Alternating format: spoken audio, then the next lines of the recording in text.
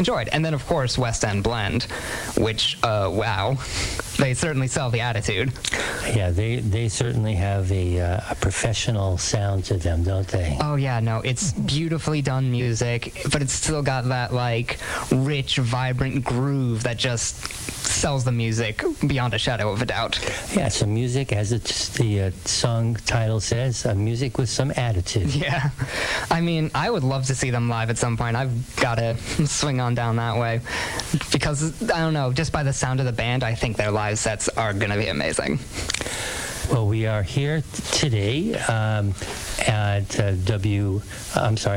WXOJLP, Northampton, Massachusetts, 103.3 FM, and also WMCBLP, Greenfield, Massachusetts, 107.9 FM. And now we have another few great tunes coming up. Ace, what do we got for our next block? Well, we've got sort of an electronic block, and starting things off, we've got a song that hasn't even come out yet. I'm releasing it next Monday. So let's start things off with Forever Hold Your Peace by The Facades.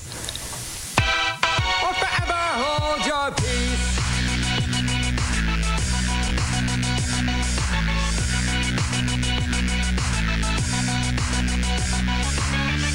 Don't worry about broken vows no more. It's all about the useless junk we had before. You claim to be the only one that moves me until another one walks by and you happen to see. Oh, dream weaver, you're a beauty when you lie, when you dance around the issues like you aren't afraid to die. So best put on our Sunday best until we fall apart. The glory in a dressed up breaking heart. Bilberry sights beneath our jewelry and horns behind our halos just to prove that even though we're blessed, we're damned to hell the same. So praise the congregation they saw, but forever held their peace. They forever held their peace. They forever held their peace. They forever held their peace. We were together once, trapped through obligation. Now I fear my train of thought hasn't left the station. Twisting on the sacred rocks we gave each other, a blessing in disguise now turned to curse. A melancholic supernova warped into a cage. Another version thanks you for repressing all my endless rage. So raise a glass to thank the gods for interventions. But when your fate is spun, I'll cut the thread. But bilberry sights beneath our jewelry and horns behind our halos just to prove that even though we're blessed, we're damned to hell the same. So praise the congregation they saw, but never held their peace. They never held their peace. They never held their peace. They never held their peace. Bilberry spiked beneath our jewelry and horns behind our halos just to prove that even though we're blessed, we're damned to hell the same. So praise the congregation they saw, but forever held their peace.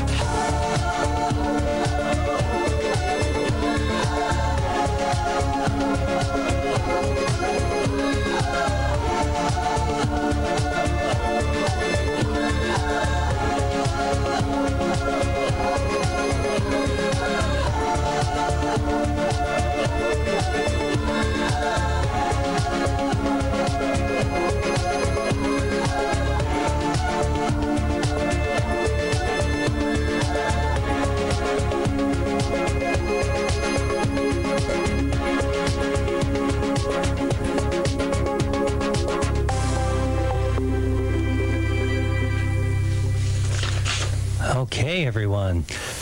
So that was Cast a Spell by Ione. And before that, we had Friday by Other Layers. And before that, we had a song called Forever Hold Your Peace by The Facades. The Facades sound a little familiar. Ace, can you tell us something about The Facades, possibly? I for sure can. The Facades is actually a musical synth pop project that I've created. I've been working under that name for about a year and a half now. We released our first album back in October, and I'm gearing up for our second album. It's called Electroshock Hearts and Immortal Ghosts, coming out this December, but I decided to release the first single this Monday. So this is actually a world premiere of that song. I'm really happy with how it turned out. Yeah, that's great. Yeah, it's definitely love your production on that for sure. Yeah, it sounded really good. I do it all from home. I don't go to a studio or anything. I'm just producing fun synth pop bangers out of my bedroom. All right. Well, we're looking forward to many more hot tunes coming from the Facades. I've got a few more singles planned, so yeah, that's definitely possible. So that last song, that Cast a Spell, by Own, yeah. I mean, the production of that I thought was just fantastic. Oh, he's an incredible DJ and producer up in Brattleboro. Very cool Vermont, stuff. Right? Yeah, over in Vermont. Is there a Brattleboro, Massachusetts? If so, I certainly haven't heard about it. Probably not, but some of our listeners, you never know. You never know. But yeah, Brattleboro, Vermont, he's an incredible producer. Speaks to my heart. I've been listening to his stuff nonstop since I found him. And then the one in the middle, of course, was Friday by Other Layers, a Northampton producer, delving into that sort of drum and bass, breakbeat thing, but with interesting ambient elements added to it. I don't know. It's a really cool thing. Friday is actually off an EP where every song is named after a day of the week. Lots of cool stuff in there. I'm pretty cool. I don't know. I just like it. Yeah, that's sort of like the same theme that the Moody Blues used, I think, in their, it might have been their first album, Days of Future Past. That makes sense, yeah. They had a Tuesday afternoon, and each song had a day of the week attached to it. Yeah, and that was a fantastic album. Of course. So you are here at the New Music Alliance Radio Hour, and it's brought to you by the New Music Alliance, which is a 501c3 nonprofit whose mission it is to assist and advance the careers of talented, creative local musicians who write original music, and to promote the extended Western New England area as the destination for original music writing, production, and performances. Very cool. So let's play a few more of those, actually. Let's start more of a variety pack to end out the show. Let's start things off by Waiting by Minx. All right. I've been giving you love,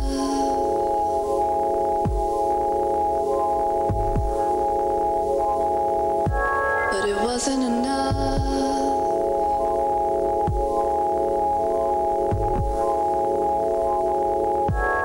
You keep testing my trust.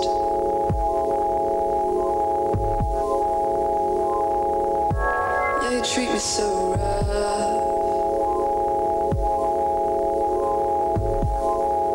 but I keep waiting on you, and all the things you say you'll do. It takes so long to change, but I don't think you're changing, babe. Good evening and welcome to the Thursday, September 26, 2019 meeting of the Northampton School Committee. I'm Mayor David Narkowitz, the chair. I'll begin the meeting by asking our clerk to call the roll of the school committee. Mayor David Narkowitz. Present. Ms. Molly Burnham. Present. Ms. Laura Fallon. Present. Ms. Ann Hennessy. Present. Mr. Lonnie Kaufman. Present. Mr. Downey Meyer. Here. Mr. Howard Moore. Here. Ms. Susan Voss. Present. Mr. Ed Zahowski. Present. Your Honor, you have a quorum. Thank you very much. And just letting the public know that this meeting is being audio and video recorded by our friends at Northampton Open Media. I have to get the new name in there. They've had a name change. Is there anyone from the public who wishes to speak during the public comment period? We had no one signed up, but I just want to make the offer. Going once, going twice. Okay, so there's no public comment this evening. How about announcements from the school committee? Any announcements? Okay. Oh, sorry, Mr. Kaufman, I apologize. No problem, thank you. I just want to say a few things that I think we're all aware of, is that we received information recently about the Student Opportunity Act that is now being debated. And yesterday, some of us, I'm not actually sure who, but I know at least 3 of us, I heard names, participated in Senator Comerford's voice conference. And I just want to highlight a few of the things she said that I heard, and please, anybody else that was available, add in or correct me if I'm wrong. But I think the things that I was most impressed with is that Senator Comerford was very honest about the amount of work that went into this, and really acknowledged some local people from Hampshire County and Franklin County who advocated, who called, a number of superintendents, including ours, who really advocated for this. And she really gave credit to a lot of people in our local area for giving really strong ideas that she demonstrated examples of how they were incorporated into the act. So that was impressive. She calls it a good act. She doesn't call it a great act, but she said over and over again that this could be a great act. But the problem is, the way she discussed it is that after all this time that people put into discussing this and debating it, there's a really, really short window now of opportunity to influence it. So when she says it could become a great act, she's looking for the public and for us and all of anybody and everybody to respond quickly. So I think that's the message I wanted to send. And please correct me if I'm wrong, but I think she said tomorrow at 2 o'clock is the deadline for amendments. And she is receiving a lot, and she's going to do all she can with her staff and her colleagues, but it's really a sharp, quick turnaround window. And the vote is next week. And she's very committed to making this even better than it is. She highlighted more or less what's in the fact sheet. I didn't hear anything different, but please add if you did. But I just think because of this quick turnaround, we also haven't received any information yet that tells us exactly what it would mean for our community. So that's unfortunate, but I am certainly very impressed with her commitment and her team's commitment to ensuring that she looks at what each school district is going to be receiving. And obviously, if there are some concerns, try to respond to that. But the timing is, everybody's happy that the money will be available soon, actually beginning next school year. Not this school year, but next school year. But the turnaround window, she expressed, was a little bit disappointing, but we still have a few minutes left. So that's my update. Yeah. And I just wanted to add that the one question I did have for her was whether or not there would be the possibility for her to add an amendment regarding a commission or study of some sort to examine charter school funding mechanism. And she had apparently also heard already from the Amherst School Committee. I'm guessing it was Peter Demling. And she was already working on an amendment, and so she does have every intention of filing an amendment, because that's a really important piece of the legislation that's missing as far as we're concerned. So I'm very appreciative for her for looking into that piece of it for us. Okay, excellent. Yes, it'll be a rather rapid debate. There's going to be one day of debate in the Senate, and then it'll go to the House, and there'll be a similar short time frame, and there's no numbers or information available. So you're right to be concerned and skeptical of this, but we'll try to get as much information as we can. So anyway, okay, any other announcements? Sort of school related. Starting at the high school and going downtown and coming back again tomorrow afternoon at 5:30 is it's a bicycle ride with focus on climate change. Any other announcements? Ms. Fallon? There still are spots available for the workshop Saturday in Springfield, starting at 9 a.m. On becoming more engaged and inclusive educational leaders, pathways for supporting our LGBTQ students. If anyone wants to register, you can go to the masc.org website. Thank you for that reminder. Any other announcements from school committee? Okay, hearing none, we have a very brief consent agenda this evening. We have one field trip approval. It's the R.K. Finn Ryan Road, grade 5. I'm going to Nature's Classroom in Beckett, Massachusetts, November 5th through the 8th, 2019. I would accept a motion to approve the consent agenda. Motion to approve. Is there a second? Second. Okay. All those in favor of approving the consent agenda, please signify by saying aye. Aye. Opposed? Any abstentions? Okay, so the consent agenda is approved. Next, we have a series of reports and recommendations. We have, first off, three job descriptions that I believe are related to the new grant funding that we received, and Josh Dixon is here to talk about them. The first one is the CPPI Grant Coordinator. Josh, if you want to go through that for us. Sure. So as part of our preschool partnership initiative, we have 3 different positions, the first of which is the grant coordinator, which is sort of the boots on the ground coordinator of programmatic and fiscal responsibilities of the grant. As a rather large grant, it is a 200-day position, which brings us into, we wrote the Northampton Public Schools program as an 11-month program because our summer programming is integrated. So it includes typical students as well as students with disabilities. And so that allows the grant coordinator to be there beyond our 180 days. And also allows for them to serve as a member of the leadership team and serve as the liaison for the advisory council as well, which is made up of educators from each of the early learning programs, as well as from our staff and our related service providers. We based the salary in the grant off of a sort of teaching position with some leeway based on the fact that we're starting late. So that was one concern that had come up, sort of the applicant pool. And one thing that was very important to us was giving the opportunity for it to be either a DESE licensed position, which would be similar to our current staff, or a license of a director or certified educator from early education and care, which is who supervises our grant. So that opens up our candidate pool wider, which we felt was important considering the fact that it's a community grant and it's not just based for the school department. Okay. Are there any questions about the job description that's before us? Would you be willing to make a motion just to approve it, just to get it on the floor? Yeah, make a motion to approve the job description for CPPI grant coordinator. Okay. Second. Second for Mr. Meyer, and you have a question. I do. Thank you. Thank you, Josh, for working so quickly on this. Obviously, there's a lot of work involved in the job description and et cetera. I'm just not aware of why the grade is NA and why the bargaining unit is non-represented. I think I just need to more fully understand that. Can Dr. Provost, you explain? Sure. In part because, as Josh explained, this is an 11-month position. It's outside of any of the positions that are in our current bargaining units. You should know that although these 3 non-represented positions are proposed through the grant and actually were included in the grant that was approved, there are also 4 represented positions that are part of the grant as well. So these are new things that don't currently exist within any of our bargaining units, and so our thought is that they should be made non-rep. What's the advantage of that versus making them rep?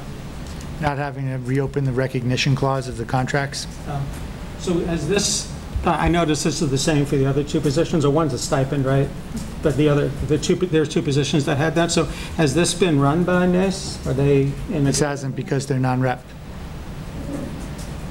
Isn't that a catch-22? They're non-rep because They do have they do have the opportunity under labor law to petition to have any employee be brought into the bargaining unit. So that's still an option, but it's quite common, particularly with grant-funded positions, to do them as non-rep positions. So they would still have that option if they felt so strongly. Yeah, I guess I would think just in terms of what Josh was saying about making this available to as many people. So if there's a teacher internally or from another district that you mentioned, I don't know what the salary is, but you mentioned it's comparable to a teacher. So what would we then be making that disadvantage? Would that be a disadvantage or be unappealing for somebody who wanted to take their experience either internally or from another district and apply for this position? Do you think? I mean, I'm confused by that, but does that how does that work? Are we discouraging? I think it's unlikely that someone who's a part of Unit A would be interested in this position.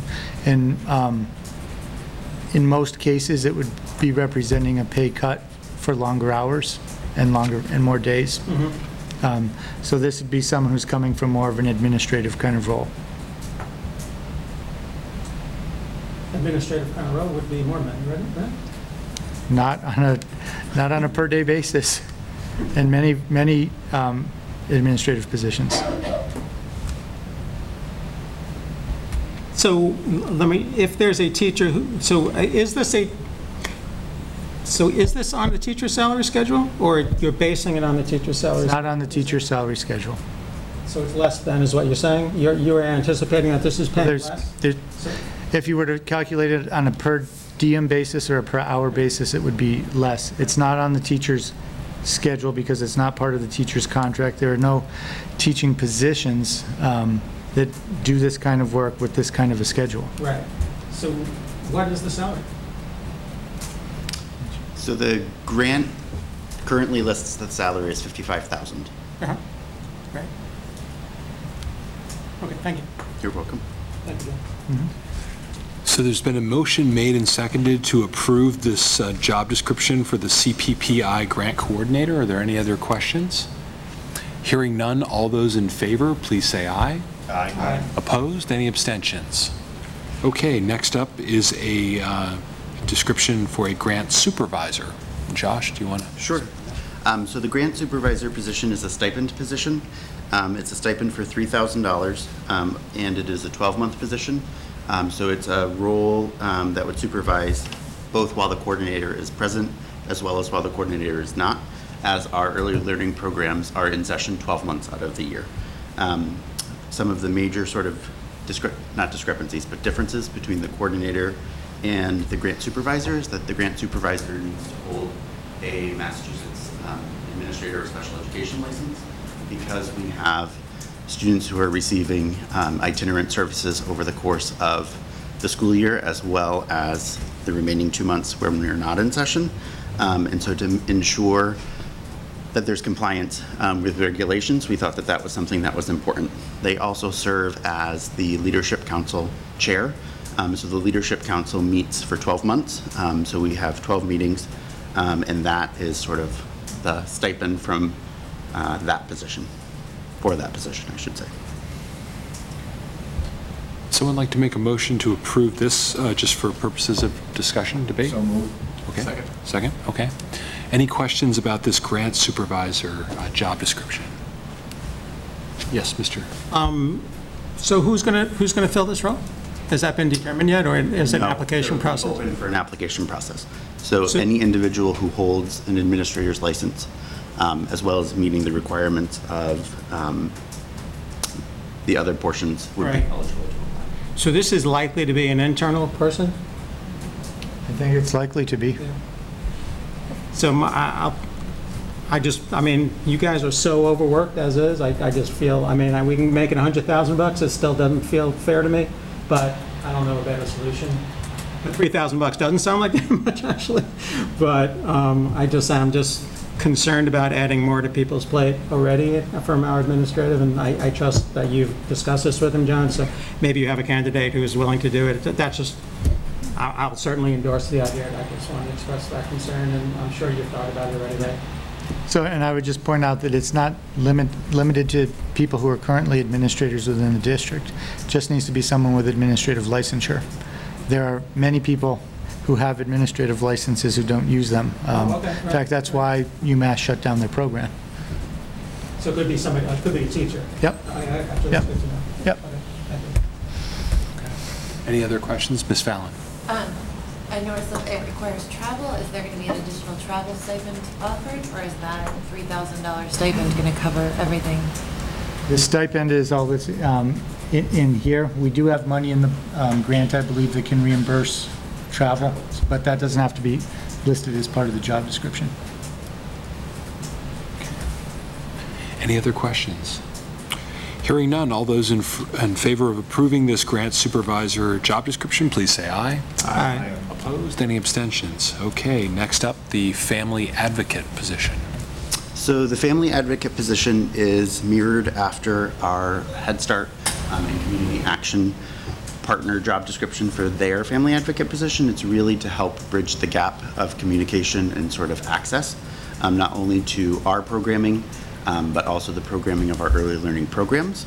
And so it's really to serve as a bridge between the school department, the early learning programs, and our families. We are looking for a candidate who is bilingual, preferably, just because we have a increasing ELL population, And that's something that comes up frequently, especially between our communication with Head Start and Community Action and our families who are currently enrolled in our schools. It too is a 200-day position, and the salary that we have based in the budget currently is $23,000. Just to share that information. Okay.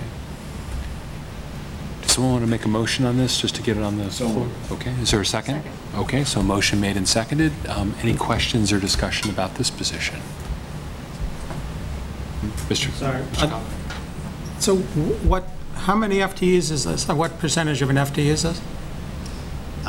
So technically a 1.0 FTE for 200 days. And you're confident we'll be able to find somebody at that salary? That is, that's bordering on minimum wage or less, is it not? So we have flexibility in terms of the way that we sort of structured the budget. Yeah. To increase the salaries based on candidates.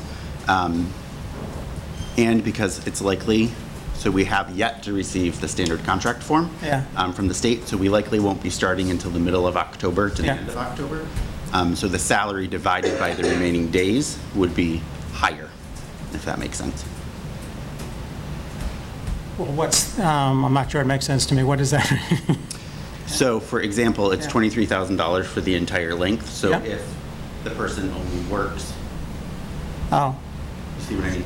If they start late, it'll be higher per diem, right? It'll be a higher per diem rate. Yeah. We also have the capacity, based on the candidates with which to amend the grant to increase the salary lines. Right. So, I mean, theoretically, then somebody can make 23 for 8 months if it's not till later, but then they would get this job next year. If they continue, then we would pay them proportionally 50% more because it's 12 months rather than 8 months?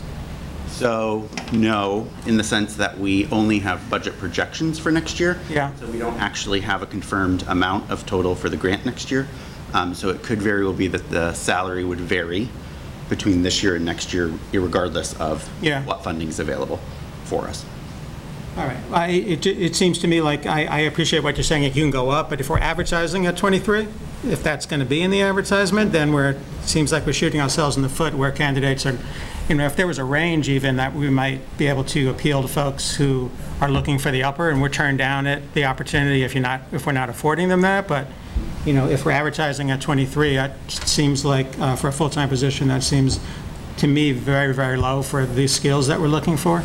So we did have a discussion about that when we were reviewing sort of the requirements for the job description. Yeah. So it could very well be that we have the family advocate only be 0.8 for the 200 days. Yeah. So the FTE would be decreased. Ideally, we would have a 1.0 FTE, but that might not be possible, sort of balancing with what's available in the grant for the salary.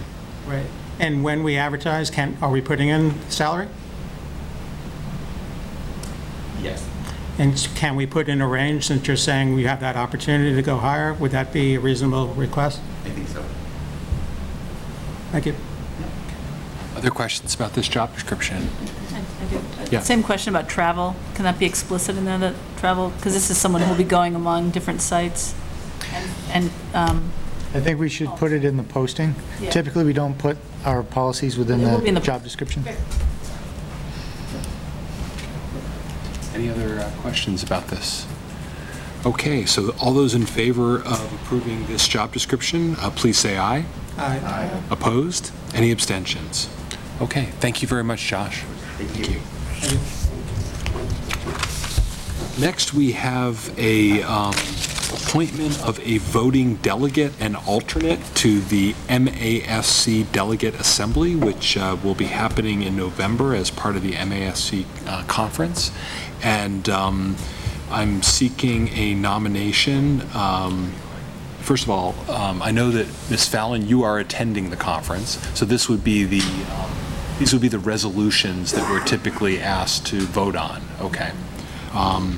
So I would ask for a nomination to serve as a voting delegate at that conference. nominate Laura Fallon. Okay. Will you accept that nomination? Yeah. Okay. She's going to do a great job. Is there a second on the nomination? I'll second that. Okay.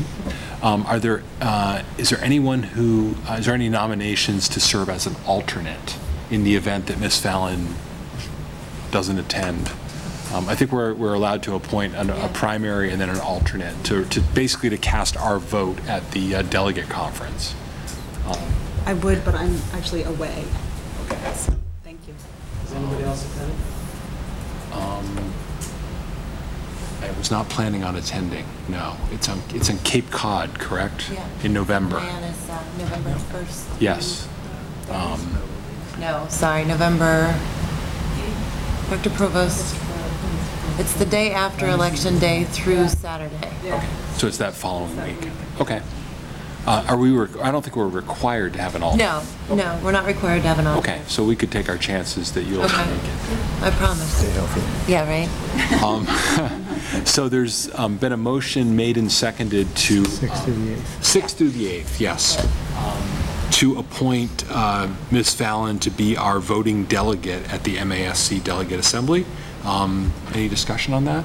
Hearing none, all those in favor, please say aye. Aye. Opposed? Any abstentions? Okay. And Ms. Fallon, you'll be, between now and our next meeting, you'll be providing some information about the proposed resolutions, and possibly at the next meeting, possibly seeking some feedback on what the committee feels about them, Yes, so that you can vote the will of the school committee, or try to do that. definitely. Okay? I just would like to thank Laura for stepping up like this. She goes every year to this convention, and you put a lot of effort into it, and I really do appreciate it. It's my pleasure. Excellent. Okay. So now we move into Section E of our agenda, which is the main purpose for this meeting, and that is the presentation of the various school improvement plans from each of our schools. The first one that is listed tonight is the Bridge Street School School Improvement Plan, and we have Principal Choquette, I believe, representatives of the school council and staff here as well. So.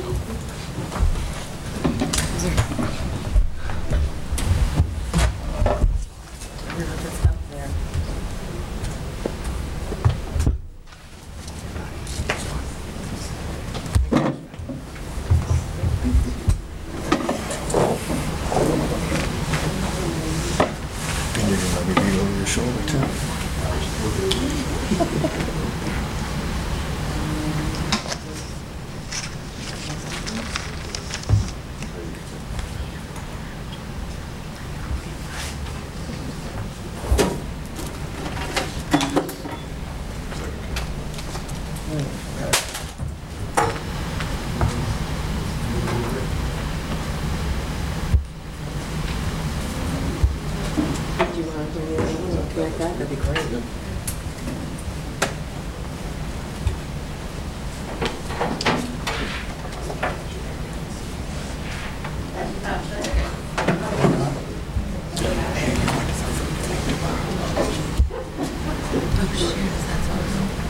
They all have a copy of the rubric? We don't have to put it on the projector.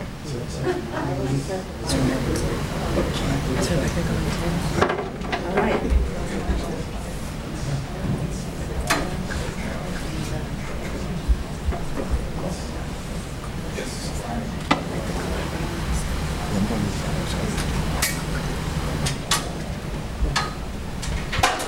She needed all of us, so yeah, hang on to it. Who's gonna give it,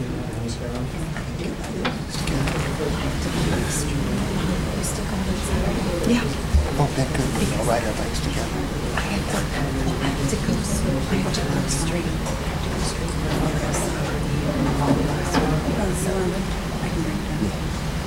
Yeah, I have to come straight back. Yeah, no, I'll take it along. Or something.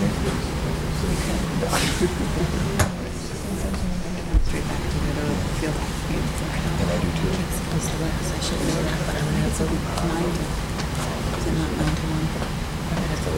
Maybe something like that. Maybe something like that. Maybe it'll be short. It'll be all right if it's 9 to 12. Sure. So let's make an arrangement. Usually they close lunchtime and finish early, so. So make an arrangement to move. I'll pick you up, just email me. Can you email me? Beth Choquette, principal at Bridge Street School, and I have with me tonight from my school council Ronnie Gold, one of our parent representatives, and then Carol Ruffalart, who is one of the third grade teachers at Bridge Street School. So tonight we're presenting to you two documents. One of the things that we felt strongly about as a school council that we talked a lot about last year was every year we come and present a new school improvement plan to you, but we never really talk about how we did on the previous year.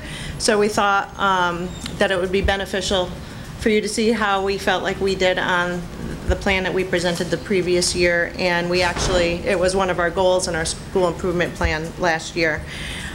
So Ronnie, Carol, and I are going to quickly kind of go through each of the goals from this past year and report out how we did on that. And I'm going to switch places with Ronnie because he's going to present the first goal.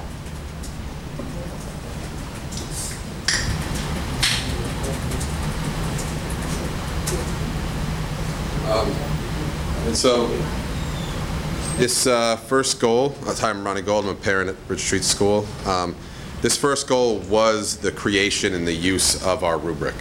And so as you see in each of the goals, we have 3 categories that we met, we partially met, or we did not meet the goal. And then over on the right side, we have the evidence that we used to show whether we met it, partially met, or did not meet. And so this goal we identified as having met it as we created the rubric in February and it was finalized by the school council. We piloted it in the spring by working at collecting evidence on it, and we're able to this September really go back and look and assess ourselves, and met as a school council to see which categories we felt we landed in. As you can see, that third bullet there is that it's a legacy goal, meaning that we're going to keep going back to this rubric. It's not a goal that to create one and use one just for that year. It's going to be used every year. And so that was our first goal that we met.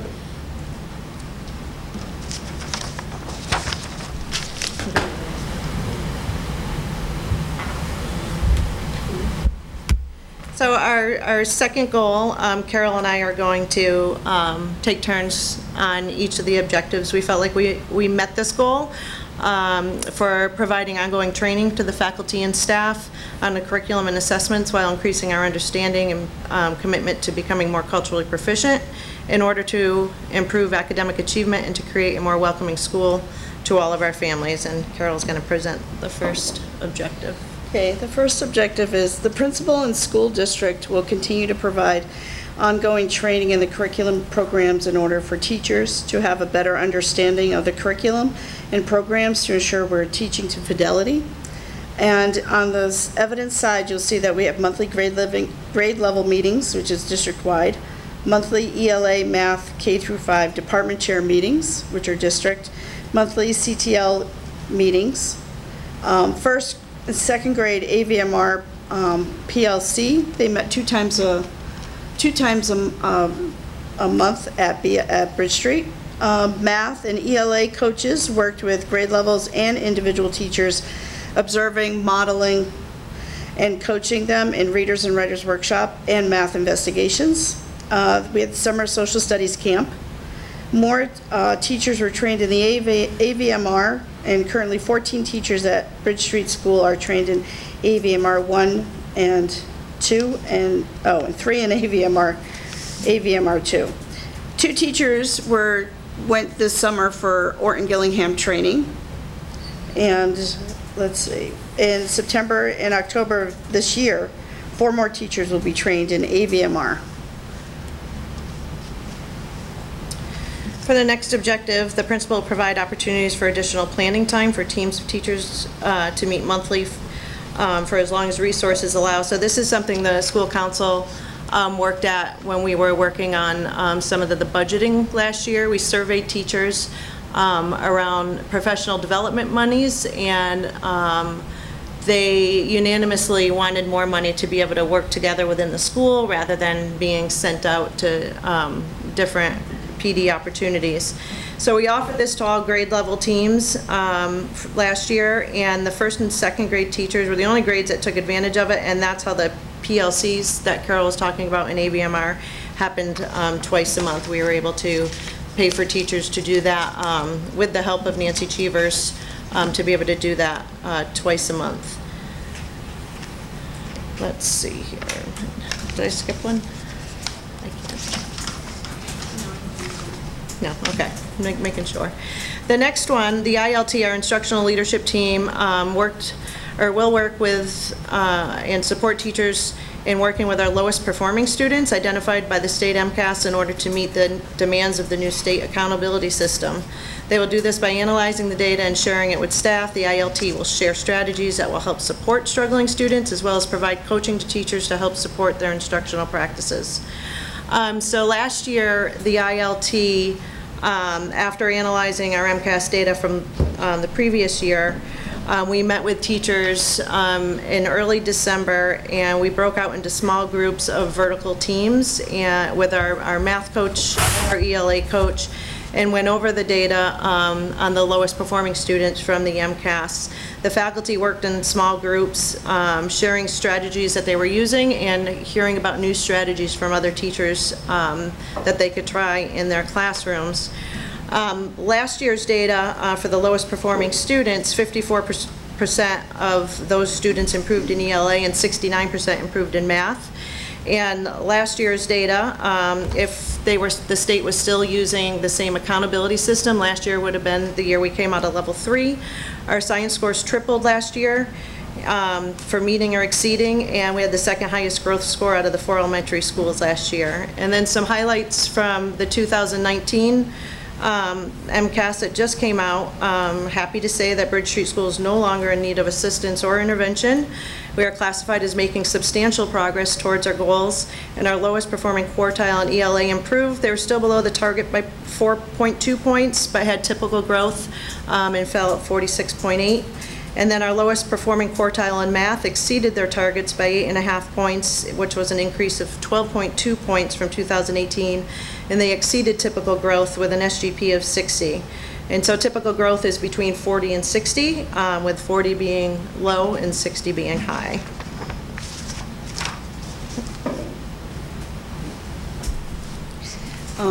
And the last part of the goal is the principal will provide training to the faculty and staff on culturally sensitive classrooms and schools in order to become more culturally proficient and to become more comfortable in offering support to our most vulnerable and most marginalized families. And we're partially met this. This was evaluated through the teacher evaluation system, worked with teachers on gender identity and the use of literature pertaining to the subject. Increased library offerings to include more literature that represents our diverse population. Trauma poverty trainings were district-wide. Anti-bias committee district-wide. And more teachers providing translations for communications. BSS weekly newsletters can be translated into 100+ languages. And continuing this year, we have gender training in October, and robocalls are sent out in home languages.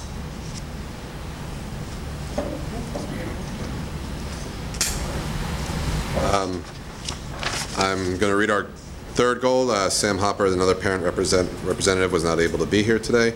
And our third goal was to increase communication between the classroom and home and continue ongoing communication between the school and the home. And it relates to the district goals numbers 1 and 2. For our first sub-goal, that the classroom teachers will provide culturally proficient monthly updates to families, including topics and units being studied in each core subject. We partially met that goal, and Principal Chiquette and the teachers collected some data where 85% of teachers met or exceeded the goal. And one teacher sending home 10 communications throughout the year. One teacher sent home 8, and one teacher sent home 4. However, that teacher did do frequent online communications through other platforms like Class Dojo. The sub-goal was the second bullet is teachers will provide resources they can opt to use either in electronic or paper format, and that was met as teachers were offered assistance and templates to use to send home monthly in contact with parents. And some teachers used paper, some teachers used websites, and some used Class Dojo as well.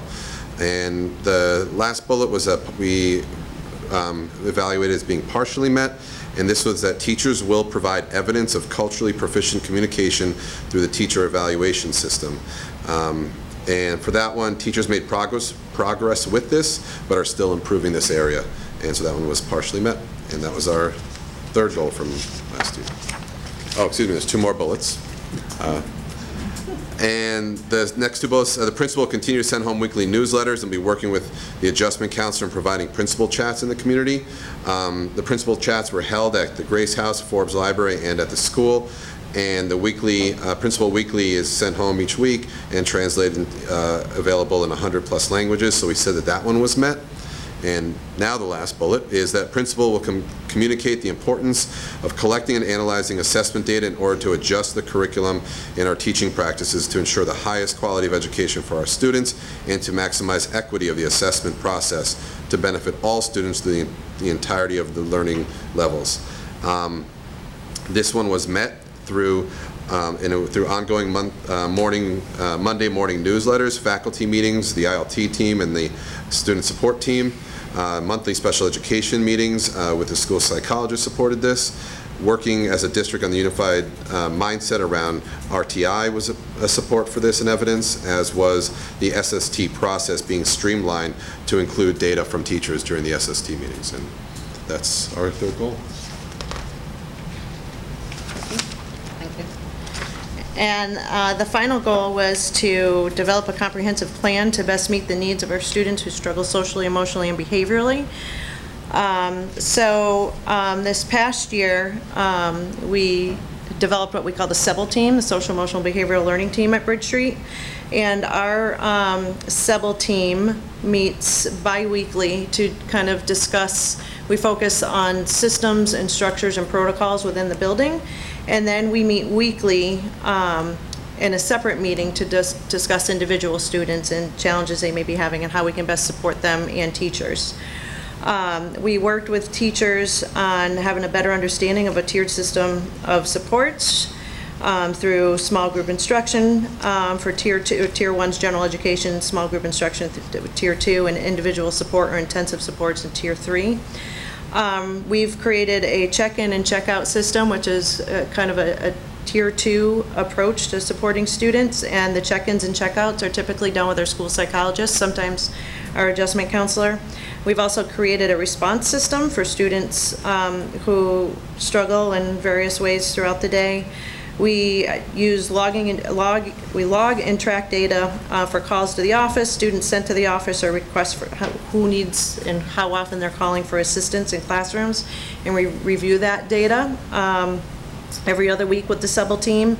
We met with grade level teams on supporting them around social emotional learning and continue to support teachers through the SST process. This year, the SEBL team held 2 retreats during this past summer. 2 all-day retreats, and a description of tiered support was added to the 2019-2020 resource guide for caregivers at Bridge Street. The next bullet was around teachers holding their morning meetings and really ensuring that students have an understanding of the school's positive behavior intervention system, as well as our second step and zones of regulation curriculums. And this is done every day in the classroom, and it's also done through the school-wide celebrations, where I reinforce these things at the celebrations. And the faculty and staff implement behavior plans created by the SEBL team and use as a tool to help with their most struggling students and to help them feel successful in school. The behavior plans are created by the SEBL team, the BCBA. We use TAPE Behavioral as well. And support is given to the teachers on how to implement these plans. And then we also review and discuss feedback from teachers. Oftentimes these plans are put in place and can be overwhelming for teachers to kind of track the data and do some of these plans within the classroom. So we get their feedback and we adjust plans so we can make it doable for the teachers. And then, like I said earlier, second step in PBIS is reinforced in weekly celebrations. And the last bullet at the bottom here, we put partially met because when we were developing this plan, we were in the process of trying to obtain grants for trauma training and restorative practices training, but we were not able to obtain the grants. We were trying to do it through NEF, but the cost of bringing folks in to do that kind of training was very expensive, and we just weren't able to find grants to cover that cost. We are hoping that we will be able to do that in the future. We work with ESPs monthly. I have a monthly meeting on social emotional learning, and our BCBA also provides training for our ESPs around working with students with challenging behaviors and with disabilities. And so that is our rubric on last year's plan. The reason why I always have teachers and parents here, if they can attend from the school council, is, you know, a big goal of the district is a unified mindset, and probably similar to school committee, you know, we have lots of discussions throughout the year, and sometimes we agree and sometimes we disagree, but in the end, when we're completing a plan, we come together as a unified mindset, and it's really important that, and I'm grateful for Carol as a teacher representative and Ronnie as a parent representative being here to share this with you. The new school improvement plan, I will just go through quickly because we've talked long enough and I know my colleagues would like to go home. What we did with the new school improvement plan is we took some things from last year's that we felt like maybe were only partially met. And we integrated it into the goals for this year. Last year we had a very ambitious, as you saw, school improvement plan with many, many objectives. So this year we tried to make it a little smaller. It's a lot of work in 1 year. We try to do 1-year plans. So in our new plan we have, actually this is a district goal, collaborative structures and supports. It's the district improvement goal number 3. And our bullets under this goal is the school structure time throughout the school year for individual and collaborative reflection to use data to inform instruction for all students and to thoughtfully meet the professional standards for teachers. The principal will create schedules and structures to support collaboration with ESPs, interventionists, grade level colleagues, vertical teams, special educators, and subject area teachers.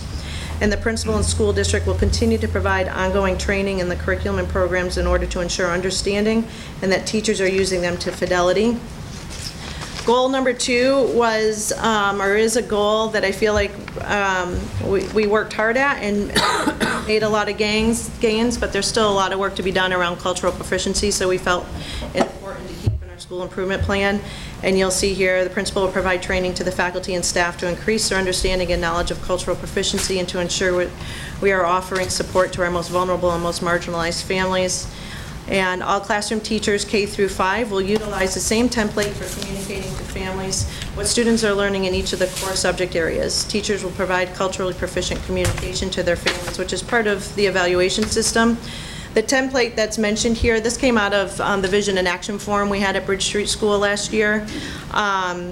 And one of the things that kept coming up from our parent community is they didn't feel like they were getting enough communication from classrooms to home about what their kids were learning in the core subject areas.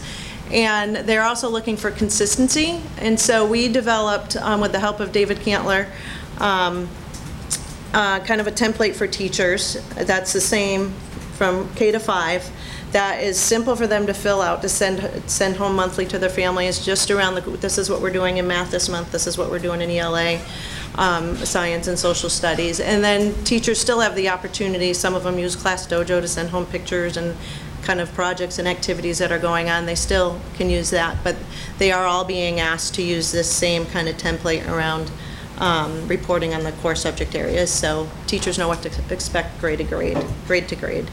And then finally, our third goal is around student achievement. We made great gains in focusing on our lowest performing students last year, especially in the area of math, and so we want to continue that goal with a focus on ELA and with a goal of getting that SGP up to 50 or better in ELA on the lowest performing group. And as I said earlier, typical growth is between 40 and 60. And then our ILT will continue to work with teachers on the new demands of the state accountability system. And then you see our legacy goal there at the bottom of continuing to do a rubric and really hold ourselves accountable to our school improvement plan. And that was a lot of talking, and I'm sorry. But Thank you. Does anyone have any questions about either progress on last year's plan or this year's proposed school improvement plan? Yes. I have a couple questions, but mostly comments. Thank you. I love the rubric. I was going through these, reading through these, thinking I would really love to hear how last year's went, and you did it, and I just I'm not sure if we're going to hear that on the other ones, but I thought it was really helpful from a school committee member perspective who isn't as connected with some of the schools to hear what happened, and I really appreciate it. It's awesome. And I'm really thrilled to see the data on the math, and we sat here and looked at some data last year, and this is very exciting, and we heard about some changes that were being made. And I guess a small follow-up question is, with all that growth in math, are you going to continue doing the same things this year, or do you, one of the goals is to try to focus more on the ELA, and I understand that, and I'm just curious, does the math stay the same, or do you have to put more focus on the ELA? So math will stay the same, and we'll still focus on math, and we just didn't put it in the plan. So what's new that's not in the plan for this year is at Bridge Street, we've implemented 30-minute intervention blocks every day for both ELA and math for all students. So that's new starting this year, and kind of the way it works is grade level teams will do a pre-assessment of their choosing. It could be different month to month depending on what the teachers choose, and they'll group students based off of that pre-assessment to really be able to provide some targeted instruction and where they're lagging skills depending on what it is that they're testing them on. So that's new this year, and we're taking the month of September to do those assessments and get those intervention blocks up and going October, but we're doing that for both ELA and math this year, so that's new. Mr. Meyer. Yeah. This is a question about the structuring of time for collaborative work. And, you know, this is always the ideal, and it's always difficult to do. And I'm wondering, how are you going to gather feedback from staff as to, one, whether the collaboration was fruitful in terms of bringing together people and having a structure that they can actually feel like they made some progress, and also frequent enough? Because I know that, in my work, we'll have a collaborative group, it'll meet once every 3 months. Mm-hmm. And so it's, so there's that balance of, I see that list is very comprehensive because you don't want to have people in their silos, but if I'm a teacher and I'm going to work with ESPs and interventionists and grade level colleagues and subject, colleagues, that's 5 or 6 groups that I need to meet with in a 10-month year. So I'm just, what kind of structure are you going to use so that at the end of the year you can evaluate and say, these structures really worked, and how are we going to change them to work better next year? So it's really hard, right? As you know, we have what we call collaboration subs in the budget, but sometimes it's hard just even to get the subs to come in to cover teachers. So we do the best that we can with what we have in the building. We try to do a combination of during the day, which is harder, and then I do my best to try to incorporate that kind of learning and collaboration in a faculty meeting because I have that time with them. It's sacred time, right? It's once a month, and that's how we did some of the MCAS data last year. Is we took that faculty meeting time to really have some vertical groups and really have really targeted discussions around that. Typically, what I would do is I would either ask teachers or develop some kind of survey to show, what worked, what didn't work, what would you like to see change, how would you like to see it different for the next year. So just getting their feedback, and then as an ILT, assessing that feedback and seeing how we can move forward and make changes where necessary. But it's the collaboration piece is hard, just because it is trying to find coverage, but we really do try our best to cover as many people as we can. And one of the challenges we have, Carol's grade actually is co-taught, so there's 4 teachers in that grade, so trying to cover all 4, just the 4 teachers, never mind any ESPs that might work in that grade level, is hard, but we try to do it the best that we can, and we try to match it up with after school and faculty meetings as well, so. Yep. Any other questions or comments about the Bridge Street? Yes, Mr. Cobb. Thank you. A couple of comments and a couple of questions, but I remember about a year ago, Mr. Gold had presented on behalf of the Bridge Street School Council, the rubric idea. So kudos for developing that. And developing a rubric is one thing, but utilizing it is another, and it's really, really impressive how, when you recapped what you did last year, obviously there was a lot of thinking about reflecting on what actually occurred. Maybe you've always done that, but as a school committee member, like Dr. Voss said, now that we see it and we can appreciate what went into it, it's extraordinarily helpful. I think it just personally really helps me further understand the great efforts that you guys make, and reflecting on it and seeing it on paper, maybe just, maybe off record we can talk about whether this experience was different and whether you want to modify or whatever, but it was quite thrilling to see that, and thank you and congratulations for moving forward with that. One of the things I wonder when you looked at last year's, well, just look at last year's accomplishments and the first part of your presentation, did you and your council also look at, so what was the impact of all this effort? I mean, you just have a list of so many things that you did. So have you stopped to take a breath and go, so as a result of all that, what was the impact? There's never any breathing. Yeah, I know. But, is there, yeah, go ahead. I think, at the last couple of school council we had a meeting in September, and then we, of course, met at the end of the year. I think when we started to compile this, you kind of look at it on paper and you're like, wow, we did a lot. And you look at it and you wonder how you did it, because there's a lot here. Like I said, this was pretty aggressive. I think, Molly, you were at one of the end of the year council meetings and commented on how much was here. So I think over, as we roll into a new council, which will start up in October, looking at the impact this had, I think, and I'm only speaking for myself, I'm not going to speak for Ronnie and Carol, but just the idea of going through the process of the rubric and having the opportunity to really talk about the things we do with our parents and our community members on the council who aren't, the teachers there and I'm there, and we know the things that we're doing every day, but I think for a parent or for our community representative who's not here tonight, I think it was really helpful for them to see what we did and the impact that it had on us.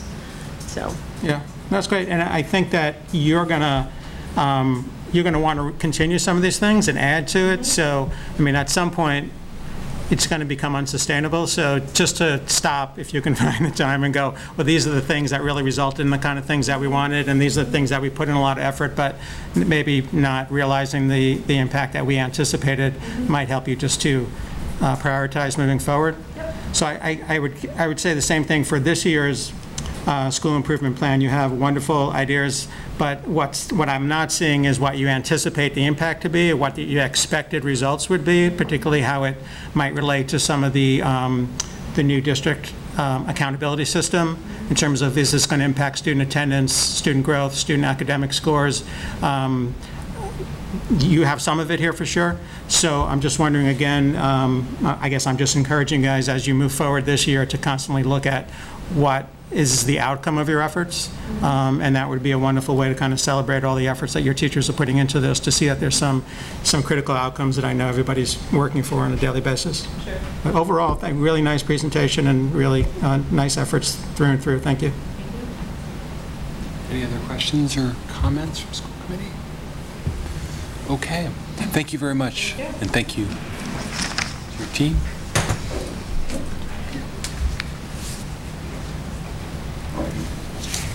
Okay, so the next SIP presentation is from Jackson Street School and Principal Gwen Agna.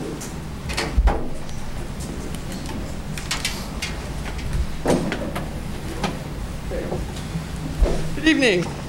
I want to introduce our co-chair, Mark Lucier, and he's really been very instrumental in keeping our council going and enthusiasm for it, so I appreciate his coming tonight.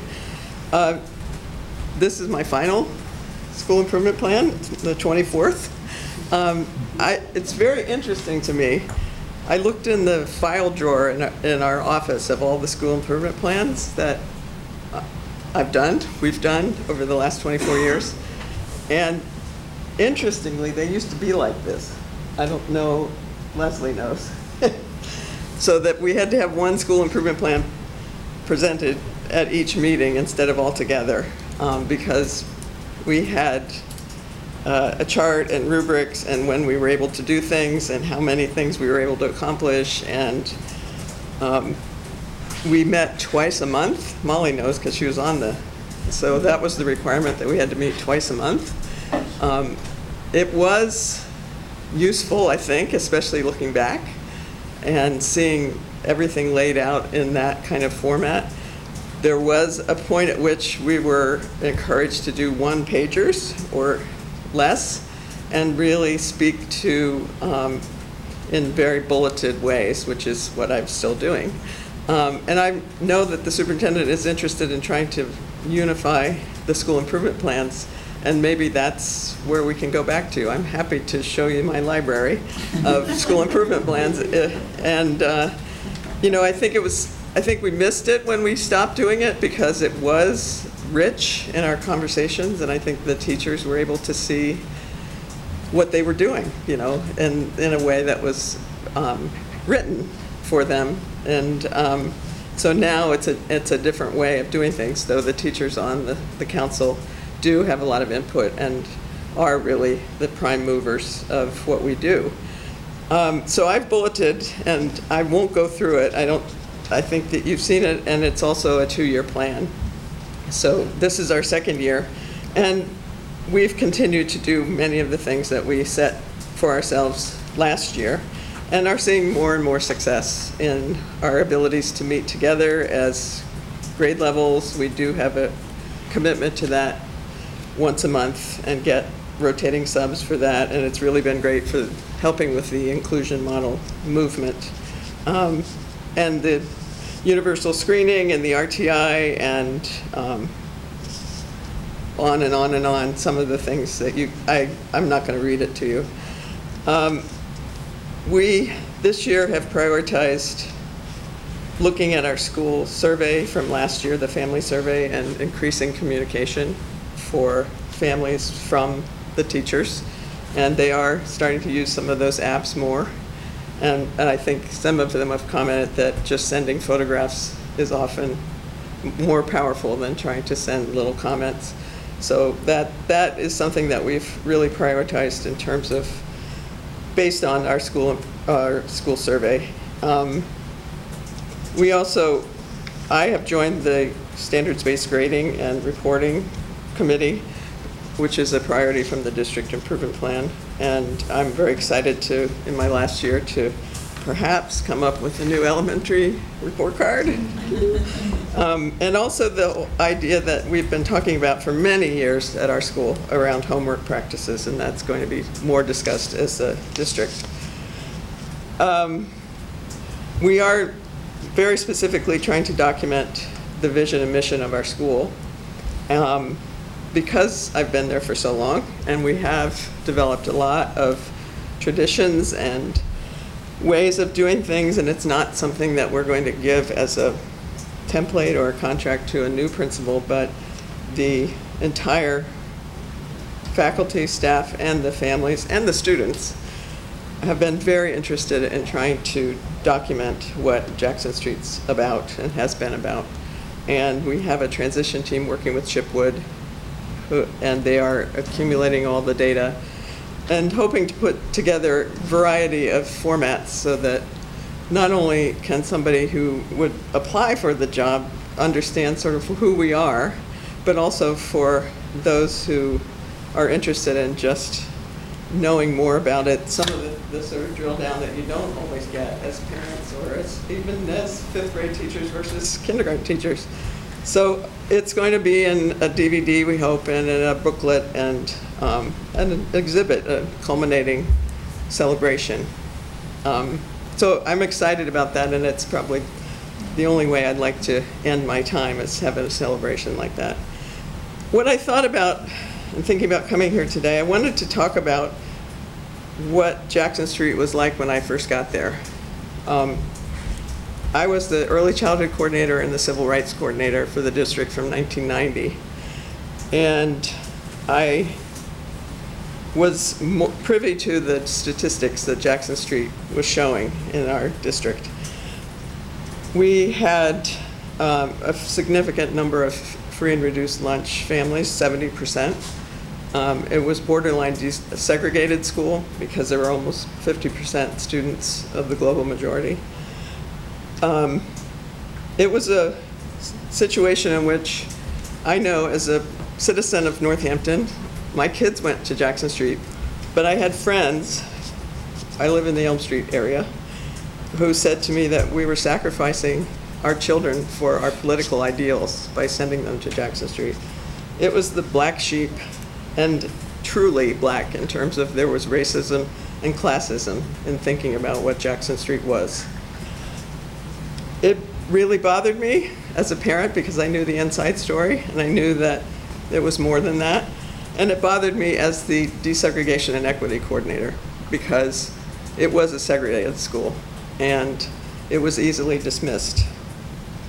At the time, when I took over the school, we had an associate superintendent in the central office. We had a grants coordinator. All of our schools had vice principals. We had an elementary librarian. We had a district science coordinator for the elementary schools. We had a district reading coordinator for the elementary schools. We had a school adjustment counselor and guidance counselors in all the elementary schools. We had recess and lunch aides specifically, and they worked in the morning so that they worked with teachers and supported the teachers, and then they did the duties. We had 2 to 3 reading teachers in each school and 2 to 3 math teachers. At the time I became the principal, I had worked with Bruce Willard, who was the superintendent, about the issues of segregation at Jackson Street from that point of view, from the equity point of view. And when he appointed me, he and I sat down and thought, we have to do something about this.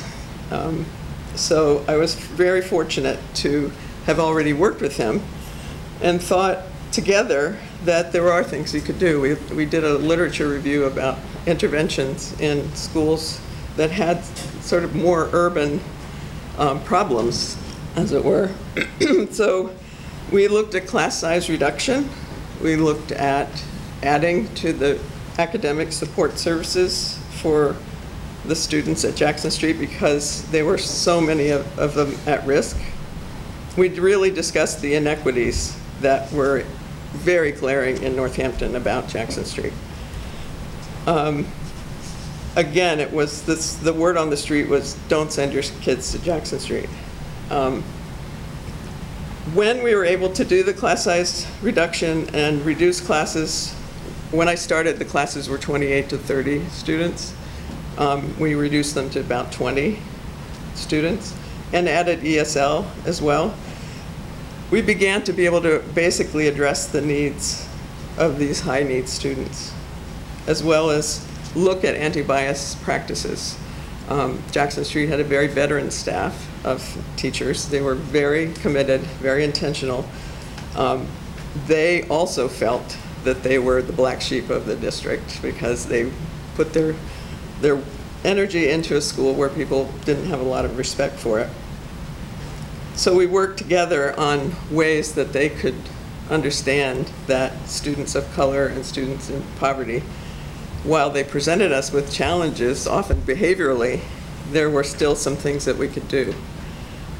I began the first day that I came to visit Jackson Street as the applicant, even though I'd been a parent there for 12 years. I walked into the office and there was the Group W bench. And there was a big yellow bench and there were about 7 fifth grade, we hadn't moved the 6th grade yet, but they were 5th grade boys. And they all had spaghetti on them, dripping down all over the floor. And I thought, do I really want to do this job? And it really reflected the fact that there were a lot of food fights in the cafeteria. There were a lot of fights on the playground. We had a lot of police involvement. Hampshire Heights and Hathaway Farms, which used to be Hampton Gardens, were very full, and that meant that there were a lot of students living in challenging situations. We had 350 discipline referrals to the office my first year. That's in 180 days. So I organized some students together and basically asked them, do we want to have a school like this? And they came together and said, not really. Is there a way we can address this? And we did, and we had a campaign of what makes a good school, what makes a safe school, what kind of code of conduct would make sense to students, and give them the leadership around that. Within 2 years, we were able to reduce the discipline referrals to about 30 in a year. We wrote our own code of conduct because there really wasn't one that was child-friendly at the time. And then through our school improvement plan, we were very intentional about what we needed to do at Jackson Street and what we needed to advocate for at Jackson Street. Fast forward, it's 24 years. The reputation has changed. I think the practices that we began then are still there, and I think it has a lot to do with our school rules, which are be respectful, be safe, be kind, try your best, and play fair and have fun. And that's what we hold to in every aspect of our time. It's not perfect. There are some challenges still, of course. And my concern as I leave this position and the Northampton Public Schools is that all of our schools have these situations more and more, and the high needs students are continuing to be there, and we have fewer services for them. When I think about what we had at Jackson Street when we did the intervention, it really was an intervention, and it really paid off. It was in reducing class size and in having more services, and also looking at the climate and respecting students and every family and welcoming every family and making it clear that there wasn't anyone to be on the outside. But again, I, as a citizen now, will be a senior citizen with you and committed to this town. I will be working myself very hard to make things better. Thanks.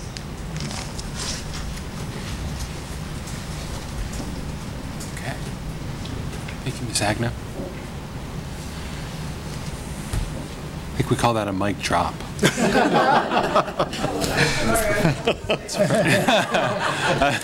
It's okay. It's all right. No, it's okay. Are there any questions or any? I mean, thank you for that.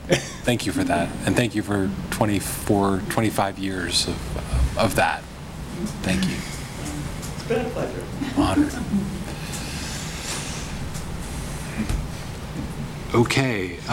Next up is Lead School Improvement Plan, and we have Principal Wentz here.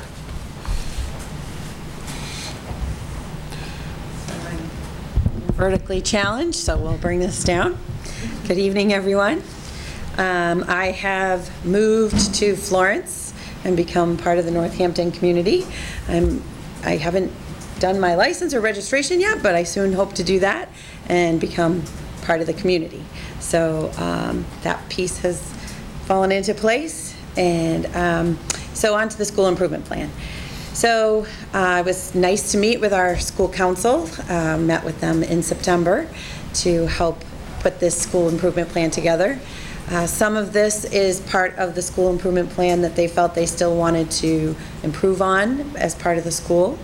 And we did it for 1 year. The district will have a new 5-year plan soon, so we've done it for a 1-year plan with 4 major buckets. Of course, student growth and achievement and learning opportunities for all students with inclusion, equity, mutual respect, and expectations, and providing educators with professional development to support our high-quality instruction. Another bucket was developing a safe, inclusive environment in which students and educators' diverse backgrounds, identities, strengths, and challenges are acknowledged and respected. And develop age-appropriate social-emotional skills and strategies for our students who are in need for some more emotional support. Increase our family and community engagement through shared values and maintaining and increasing communication. So many similar goals that other schools have. We're fortunate, we too have included a collaboration time once a month at Leeds this year. The teachers were very excited to have that opportunity. We did our first collaboration time this past month. We do certain grade levels on one day and certain grade levels on another day, but again, it's finding those substitutes to take on the teachers' roles, to get the teachers the time to do that, so we can have consistency as well. We're going to be continuing with the Bs at Leeds, and we hope to develop that a little bit more, where we can establish more common expectations, common language, and really use the Bs to promote the positive atmosphere at Leeds. And with that, we also hope to keep using all the kids all the time that Mr. Kanata had set forth and the last school council had set forth. They feel very passionate about all the kids all the time at Leeds. And last but not least, increasing our family and community engagement, as other schools have mentioned, increasing the classroom communication, the newsletters from the principal, which I'm working on. And I will say that I do like to include pictures of students and student work and things like that. What I'm struggling with right now is the students who can't be photographed. So I'm trying to be very mindful of when we do post pictures that we are abiding by parent and caregiver wishes. So that way we're respectful in that manner. But to showcase what we do very well at Leeds, and so that we hope to get that rolling on a weekly basis. And we do anticipate seeking more parent input. The last parent caregiver survey revealed they wanted more in social justice, more in cultural diversity. So we've included some of those things into this school improvement plan. And then we too talked about developing a rubric to monitor the progress of the plan. So we incorporated that in as well. So mine is a little short, but it's an overview. Thank you. Any questions about the Leeds SIP? Okay. Well, thank you so much. Thank you.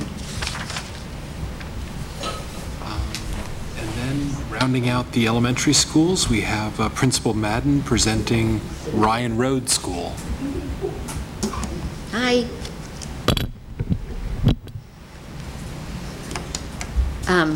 I just want to start with giving an appreciation for our amazingly collaborative staff. I feel like we are all moving forward in the same direction and making both academic and social gains within our school community. And in spite of the incredibly hard work it takes for this to happen, our school is a joyful place to live and learn. And school improvement would not be possible without our committed team. So I just wanted to start with that because that's the basis of all of it, right? Highlights of the plan, I would say, are our data team, which has been hugely successful, and I think we are a model for how you can use data to drive instruction and targeted interventions that support academic success and social and emotional needs. I feel like we are really good at that right now and really working together to organize that. We have a lot of teacher leaders in the district, and I have to read them because there are so many, and we have a huge percentage of our teachers acting as leaders. We have department chairs in ELA. In kindergarten, Andrea Gito, first grade, Diana Ramsden, fourth grade, Sarah Simmons, fifth grade, Michelle Andrews. And in math, we have second grade, Rebecca Natali, fifth grade, Travis Yagodzinski. We have department chairs for Title I, Mary Beth O'Connor in reading and Beth Brady in math.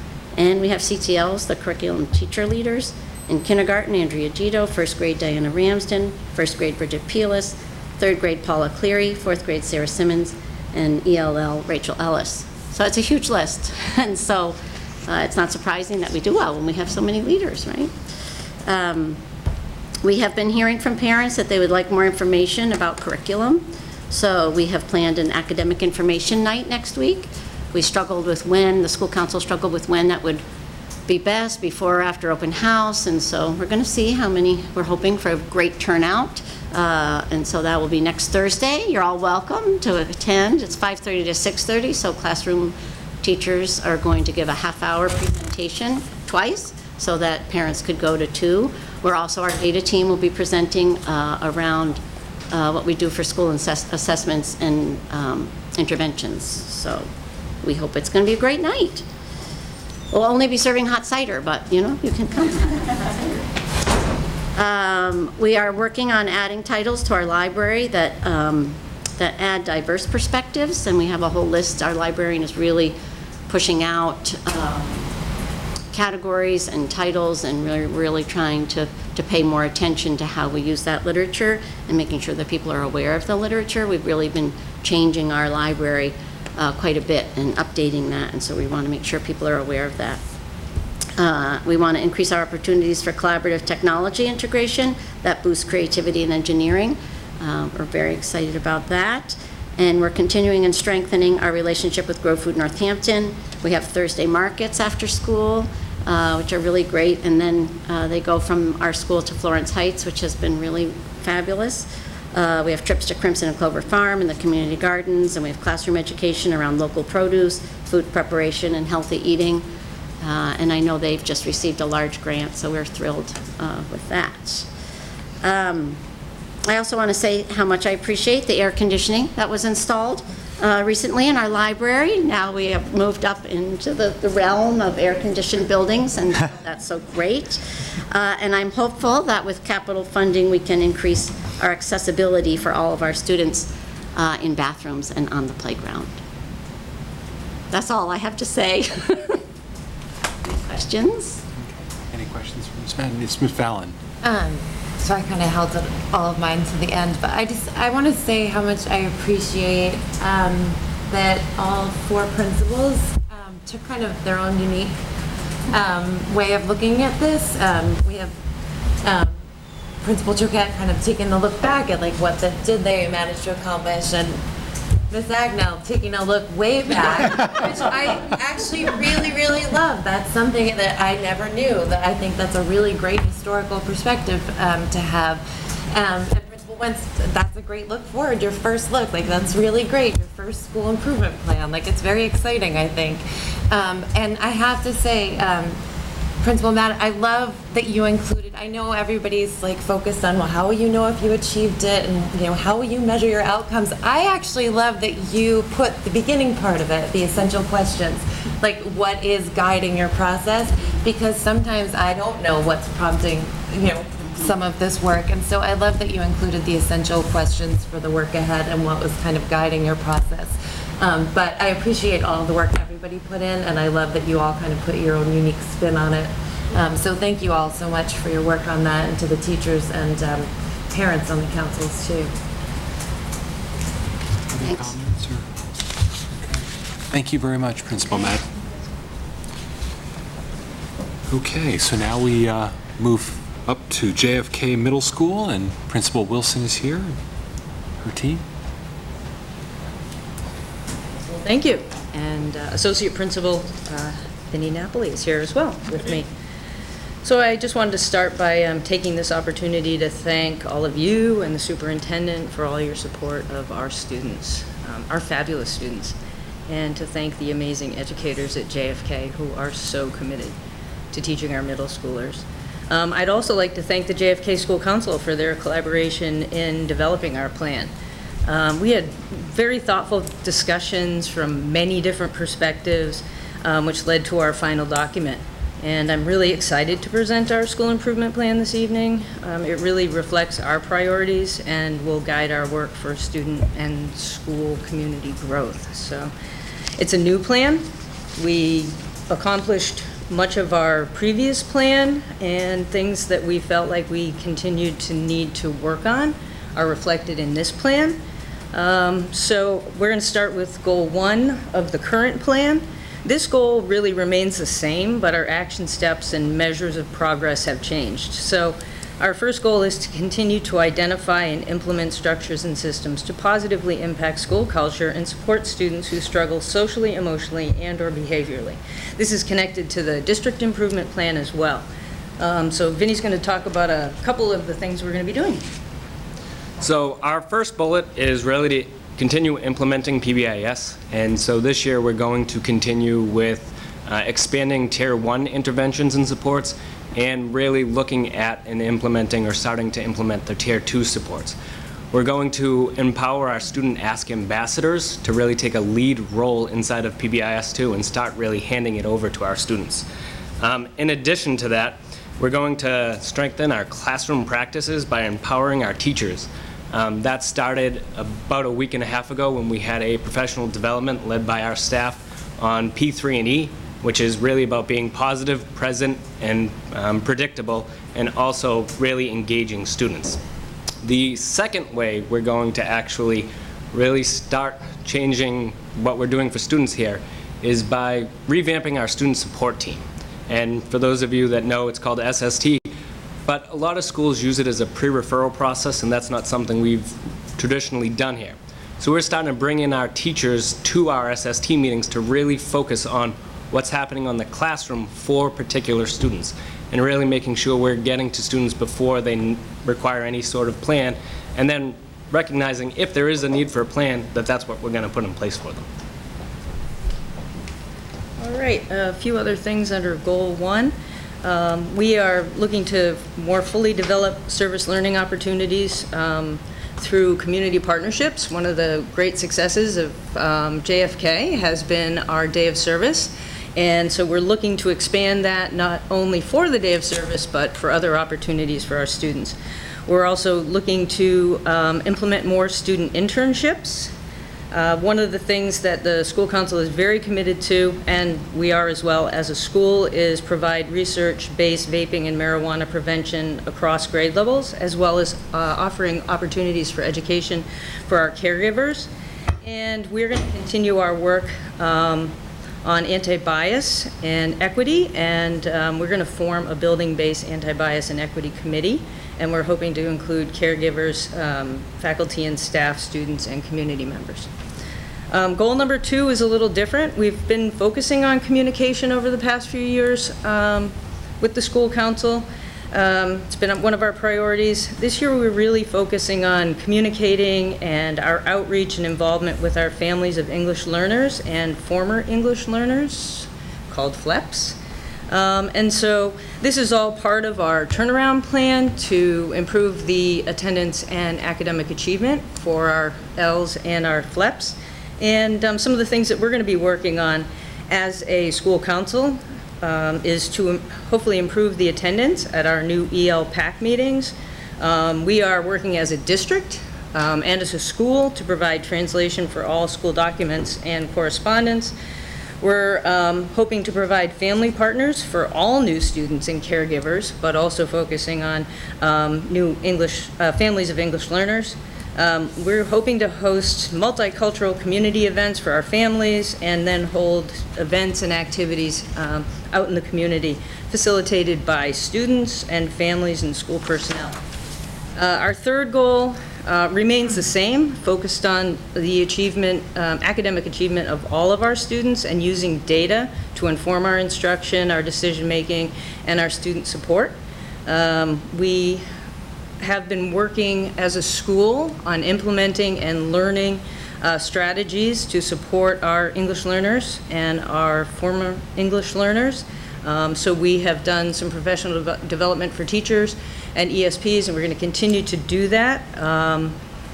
We are going to measure that by formative and summative and statewide assessment data, but really what we're focusing on is providing more support in the classrooms for our English learners, and we're doing that by not only providing professional development, but also by, we are now pushing in our English, teachers of English learners. So we have a push-in model, and it's really been successful. We're providing targeted math intervention. It's a new program that we're running this year for 6 to 10 weeks. It's focused on math recovery and the 5 practices of math, and we're using some progress monitoring and hoping to close some gaps and build some skills and really build the confidence level of some of our students in math. The data team, as always, will be continuing to look at data and to help teachers with their practices based on data to improve student learning. We are piloting Open Up Resources for math in grades 6, 7, and 8, and we are going to expand our coaching model we have to include 7th and 8th grade math teachers, our math coaching model. It will now include 7th and 8th grade teachers, not just 6th, and we're also including special ed teachers. So that's what some of the things we are doing. One of the struggles in writing a school improvement plan is prioritizing. There's so many things that we're doing and so many things that our school council wanted to include in our plan. I just have to say that we spend a lot of time really talking about what to include and then how to share all the other things that we're working on and that are happening in our building. So I welcome any questions that you might have. Thank you, Principal Wilson. Ms. Fallon, you have your hand up? So, as a parent of 2 middle schoolers and a frequent flyer at your PTO meetings, none of this comes as a surprise to me. I know it's definitely priorities of a lot of the teachers and parents, but I have questions about a few things. The family partners, I don't know anything about it. When you say provide family partners for new students and caregivers, what does that mean? So it's an initiative that we're going to be doing across the district. We are hoping to send out some information to families and ask if they might want to be partners with new families coming into the district. It's really kind of in the beginning stages of developing this, but we've got some questions for families and we're looking for volunteers to partner with new families just to answer questions, help them with the transition to our community, to our schools, things like that. Great. Yeah, and it's something that one of our small kind of administrative leadership team groups, our equity group, is working on. So, Okay, yeah. and that sounds awesome. And then the other question I had was about the pushing in of the English language teachers. And so to use that most effectively, are you having to then kind of group English language learners in larger groups in particular classrooms? We have pretty typically, we've scheduled students depending upon their language needs, oftentimes 2 or 3 students together, which is helpful for professional development, the training we've offered teachers, and also the ability of our teachers of English learners to really support the teachers. So they've been doing that kind of collaboration and that support and that previous to this, but now we have the opportunity with an increased FTE in that department to push in, and it's really been terrific so far. We just started, but the teachers are really working together. So if we have students who we do a workshop model with, where there's a mini lesson, then there's group work, then we can really offer some support, not only to the students, but to the teachers, making suggestions of things that would be helpful. We're really focusing on language objectives, tiered vocabulary, things like that. So yeah, I think it's going to be really impactful for our students, for all of our students too, because those are strategies that are helpful to everybody. Right. Thank you. Sure. Yes, Dr. Voss. Thank you very much. And I just wanted to echo a few things from earlier in terms of things that might last longer than a year. And I'm picking up on under goal 1 at the very bottom, form a building-based anti-bias and equity committee, including caregivers, staff, students, and community members, which sounds so important to so many levels of things that we all hear are important to building the community and keeping everybody feeling included in it.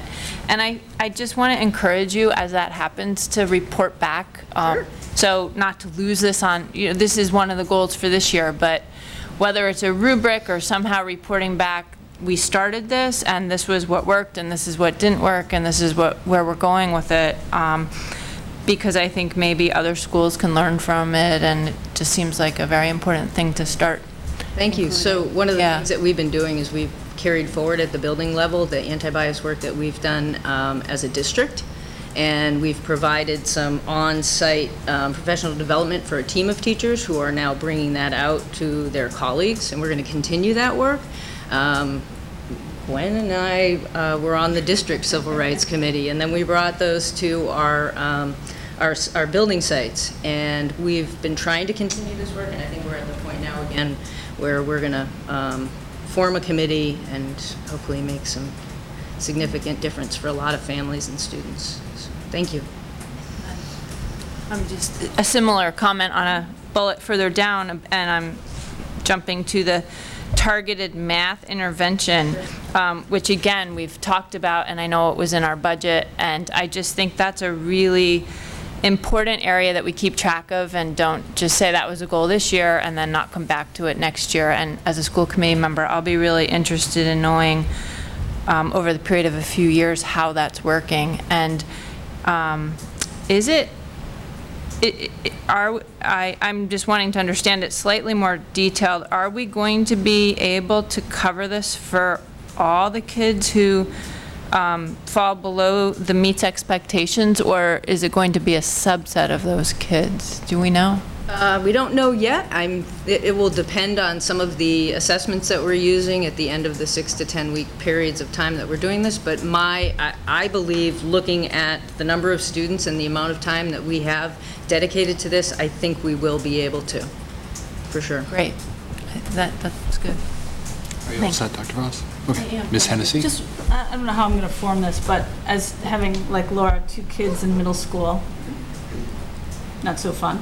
I mean, I'm kidding. No, I'm kidding. It's easy. But, as a parent in elementary school, I always felt like I knew what was going on because I was so present and my kids were so talkative. And the elementary school teachers, and I had Miss Agna as the principal, was so communicative. And I will say that my experience with my 2 children at JFK, and then the brief time I was at the open house, this is actually the feeling I got that your priorities were. Mm-hmm. So other than, I can't be more detailed than that, but this is no surprise, and I'm getting it from my kids, and I got it from the teachers, and I just really appreciate that I think is like such truth. It's not like words I can't say out loud, but it's real. Thank you. Appreciate that. Any other comments or questions? Mr. Cobb. Thank you. Sure. So when I look at all these activities, and it's the same thing as I said to everybody, or I didn't comment in some cases, but it's really overwhelming, like how many wonderful ideas are put in place. So, but when I look at some of the data and some of the data that Dr. Provost shared last year, I mean, there are some major challenges that you're facing. Particularly, we discussed chronic absenteeism, and I'm just reminding myself here by looking at that data that there are subgroups much more significant or much higher numbers at JFK and the high school than the elementary schools. But some of these numbers have only gotten worse, and some of the academic scores have only gotten worse, and they're very concerning. So I would say, do you have confidence that of all of your activities that you're putting into the school improvement plan, I'm not seeing anything that necessarily is targeting a specific sort of, we're going to reduce absenteeism or we're going to increase scores here and there, and I understand there's value in doing that, in some cases not very valuable. But are you confident that all the things you're doing are going to help improve in these areas that I think we can all agree are fundamentally important to our education? Sure. I think the chronic absenteeism you're talking about is focused on a subgroup of students. As far as our state data, that was focused on a subgroup of students, and we certainly have put lots of efforts into changing that, and we've had some really great progress in making gains in the percentage of attendance and lowering that chronic absenteeism already with our turnaround plan and our turnaround grant. Again, I think we're really focused on kind of what it is we're doing in the classroom, looking at our data, looking at our assessments, and putting in some real targeted interventions and supports for students. So to answer your question, I think we are right on track and hoping to see lots of improvement. Is the student coordinator that we're, the attendance coordinator we're hiring, that's just high school? No, that's district-wide. It is? Okay. Right. Do you see opportunities for that person to help? Sure. We work with Kelly Knight really closely. Mm-hmm. Again, I think that overall our attendance rate is what this is expected by the state. So we're now really focusing on making sure that that's the same for all of our students. Have you looked at the new data that just came out last week? Briefly, sure. Okay. Okay, thank you. Yeah.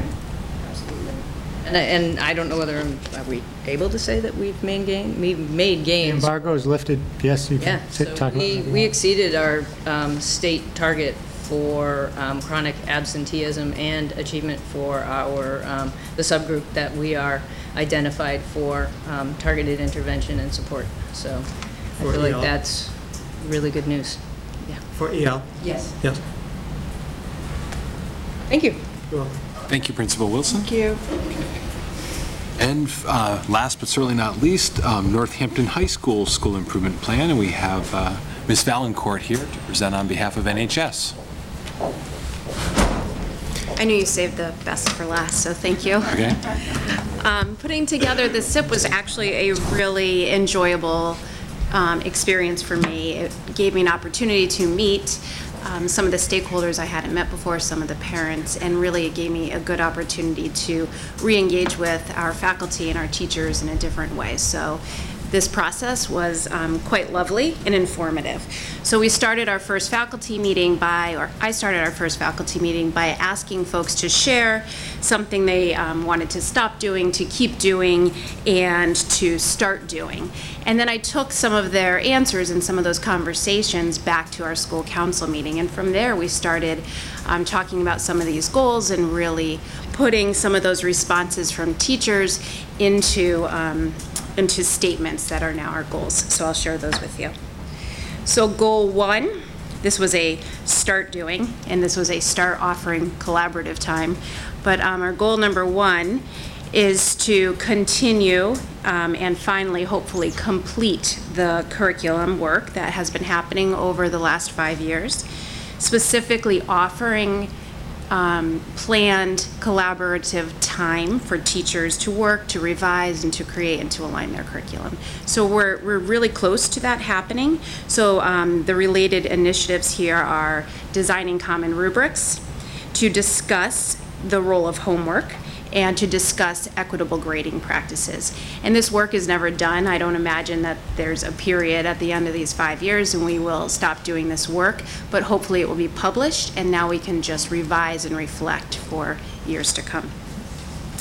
The second goal is to develop academic, social, and extracurricular opportunities and programs that support the needs of all students and their post-secondary plans. So this was in our conversation, this was something that we needed to continue doing, which was to support all students. And you will see under goal 2, the initiatives are to begin and develop the Twilight Learning Center, to be able to offer a new range of services for and course opportunities for special education students, co-taught classes and learning labs. These are new at Northampton High School.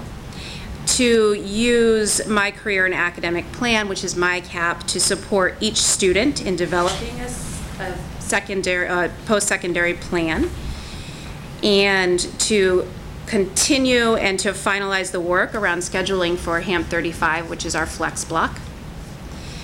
To explore additional innovative pathways. And the last one is to engage staff and administrators with the Needs and Opportunities Fund and Community Resource Group, which is, we're gonna have to change that name because the acronym is NAFCA, and it's just not working for me, so I'll work on that. But so the Needs and Opportunities Fund and Community Resource Group is a group that the Student Council has put together to support students with not only getting some materials or goods or items that will help them just have a more secure and happy life, but to be able to integrate into our community. So a gym membership, or finding a job, or a mentor, or even a bus pass, or getting a book for a college or dual enrollment class that they may not have had access to previously. Goal number 3, and this one was let's keep on working towards closing the achievement gap.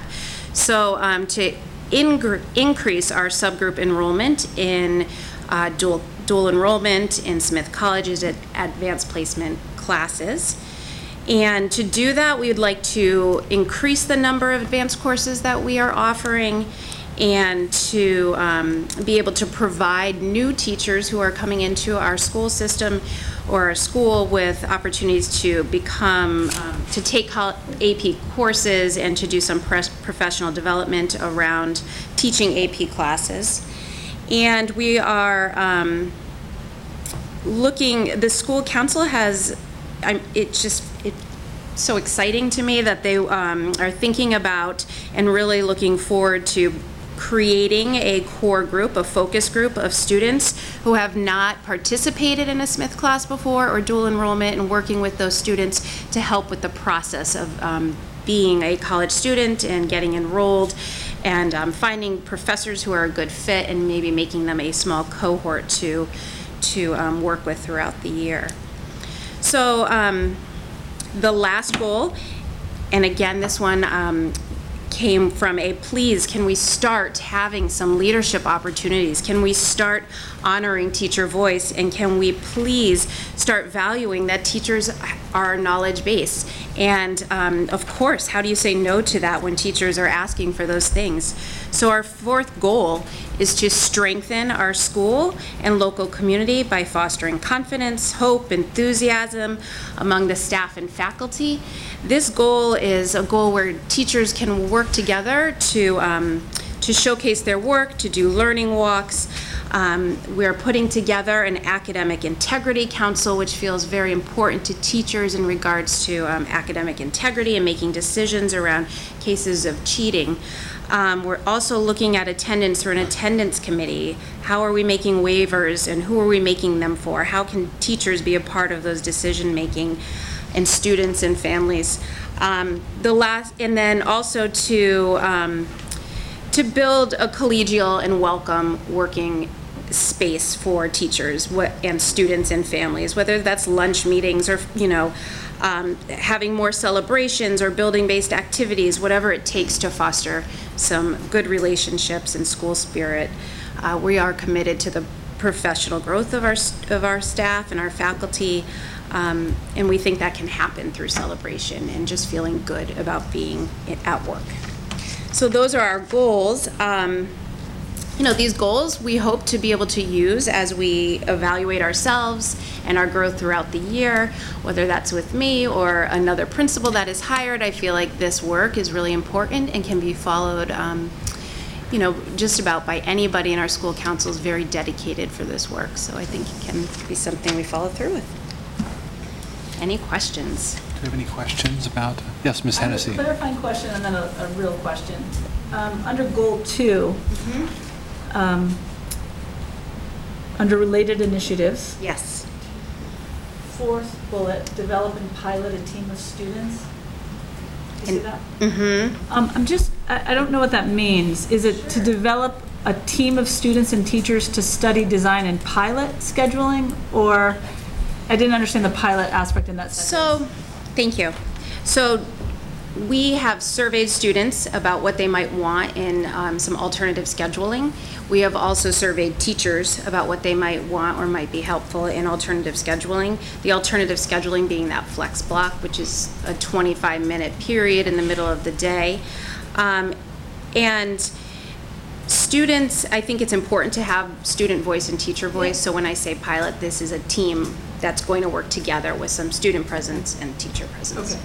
And then my question, although that was a question, is under goal 3, increase subgroup enrollment, right? I'm wondering under the 1, 2, 3, 4th bullet, determine a task force data team to track and analyze data regarding accessibility and participation in AP courses. I'm wondering if one of those little bullets underneath that could be to look at the scheduling. Because I get the HAMP 35 as a flex schedule, but for me, the question of the overall schedule is important, but I'm not asking you to add. I'm just wondering if that's something you were thinking of being a part of that task force. So since I've been working at Northampton High School, we've looked at the schedule each year, and it is always a part of our questioning. And yes, I think continuing to look at the schedule and how it supports accelerated classes and all students is definitely important work, and we'll continue to study the schedule and seek Okay. feedback. All right, thanks. Ms. Voss. I think Ms. Hennessy was reading my mind. I just had another comment really along the same lines, and thank you. This was very interesting and clearly a lot of work, you and your team and the rest of the school council. In terms of the HAMP 35 block, I was just going to encourage you also to consider, and it connects with the Smith classes. This year, Smith has a completely new time block, and as we look toward next year, if we want to encourage students to be able to take advantage of the Smith classes, thinking across the I'm not used to the new name yet, but the HAMP 35 block, the potential that I believe in November we had agreed that we'd revisit the start time for the high school. So combined with those two changes and the new schedule at Smith, I think getting the students to weigh in and the teachers to weigh in on what makes sense for that HAMP 35 block to enable as much choice as possible. And it feels, my experience with that is that students are often most able to take a Smith class during the third period when they have their lunch, because it gives them time to get over and get back. And I know there's other times they can fit it in, but maybe with this HAMP 35 block, there's opportunity to make even more classes accessible and give them more choice if it's done in a thoughtful way, if that's a goal. And then I love your idea where I'll just read what you wrote. Identify a group of students to participate in a Smith course and to do a mini lesson on setting up starting process of taking a Smith class. I got the impression that's a group, and I just wanted to share some terminology. At Smith we have POSSE students, and POSSE is a national organization, and ours come from the same geographical area, but it's nationwide. And the idea is a lot of times if you go away for college, you're not comfortable being away from your friends, and if we recruit a group that has spent a year or two together and they come together, it gives them the support they need. And so I just offer you that model. It's really what you're saying, but it's a name for it, and I think it's been shown that it works really well. So if you had some mentoring and a group of students that traveled together to, as you said, a well thought out class, that could be a really great experience. And I invite you to be a part of that. I would love to participate in that. Just Great. Email me, and I know the place well, and I think I could help. Great, yes, thank you. Ms. Fallon. So I don't even know how to phrase the question. I guess my question has to do with how the theory of action related to your last goal, Goal 4, and ownership in school-based initiatives, and the first goal of creating common rubrics, how they're intersecting. Like, how are this seems really ambitious to me, to find enough time for teachers to come together and agree on summative assessments in multiple areas. And I mean, at the university level, like, that's what you did. The department chair said, you will all get this chapter test, and it was like a done deal, and it was actually really easy, and it made sense. And in a big university setting, that worked for us, but I'm imagining it's a lot harder for some teachers who want to do it their way, and they want their independence and creativity. And so I feel like that process could take a long time. Right. And so I'm wondering what the timeline is, what the buy-in is, how well where this is coming from. I know that from the district improvement plan, we talked about the importance of vertical and horizontal alignment, so I know that's partly where it's coming from, but I'm just wondering how this rollout's going and how well it's being received and how much support you... So I think it's important to recognize that it needs to be a slow process, at least this piece with summative assessments. And we, at the beginning of the year, with the teachers, we set a professional goal of finalizing 2 summative assessments for any 2 units for semester 1 and semester 2. So I feel like 2 summative assessments is really a good place to start, and I think the buy-in comes from being able to use those summative assessments and being able to look at how much having a common rubric and how to look at student work and have conversations about student work if teachers and staff become a part of this process in the study of the common assessment and the student work, I think then I imagine that it will grow some excitement about how to reflect on your teaching practice, how to move kids forward, what questions are working, what questions are not working. I hope that the experience, the full experience of that can help the staff have some buy-in. And I think 2 summative assessments is reasonable to be able to complete and try some of that work. The time, of course, is always challenging, but I am very dedicated at this point to making sure that all of the collaboration time that we have is time that is spent, is invested in this particular work. So faculty meetings already have started, very focused on learning and thinking and doing this work together. And our department chair meetings, same thing. So they are all times to do work that are potentially led by one person, but then they come to their department meetings and then they're doing a lot of that work together. So creating real time to do that work is important, and we have to model that. You know, I'm invested in modeling that collaborative time and work with the kid, you know. And as you hire new people into the district, will there be an opportunity for them then to give input, or is this going to be, are there always going to be welcome to the district, this is the summative assessment we use in English? No, or in... Not at all, but I am finding that the folks who we have hired from outside the district or even outside the state who are coming in now they are not the folks who are questioning this type of work. They're expecting that this work exists. They are asking where it lives, and they are looking at that information. They've done it. Other districts are doing this. Most states are doing this. You know, Northampton, we're getting there slowly, but it's not new to people. But the real question is, you know, what if they have another idea that works for them? And so the idea is that you're always looking at student work, you're always looking at your assessments, they're forever changing, and they're growing and they're becoming better, and they're more reflective of the teacher and their art and their creativity. So they're meant to change, but to change collaboratively, to change with their partners, to change with their colleagues. You know, everyone has a voice in that change. Students change, interests change, they have to continue, you know. The question, everything, yes, they will change. Thank you so much. Mr. Kaufman. Thank you. Thanks for bringing up the assessment piece, Laura. I mean, I think that was one of the 3 standards that the district review team the state district review team looked at last year, and unfortunately, we're still waiting for that report, but I think that might also provide some healthy feedback from an outside perspective on our strengths and weaknesses in that area, K-12. So I wanted to ask you about Goal 3, which is increasing subgroup enrollment. And again, I don't really mean to put you on the spot, but I'm looking at some data here that shows pretty significant decreases from last year to this year in the numbers of kids that are participating in advanced courses across all of our subgroups. So was that purposeful? And can you explain why that happened last year and whether your goal to increase that this year is a new philosophy, a new approach, or is it just a glitch in the data? Is the data not accurate? Can you help me understand that better?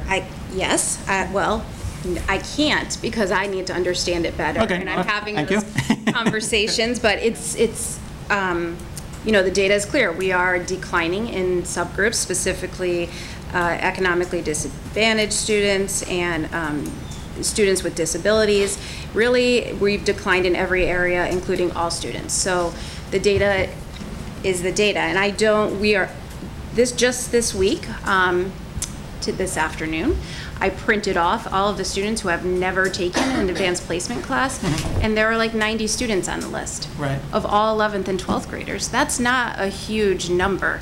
So I need to do some more work around who these students are and how come they're not participating. Do we have enough classes? What are the barriers?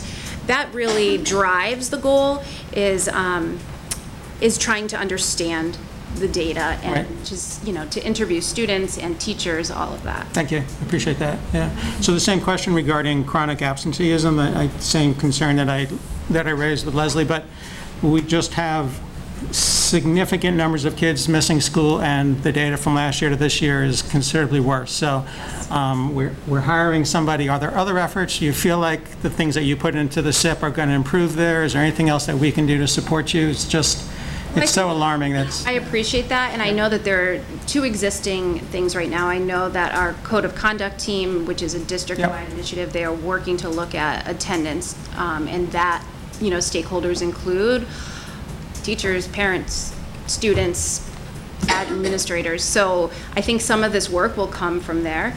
But on a school-based level, teachers are concerned.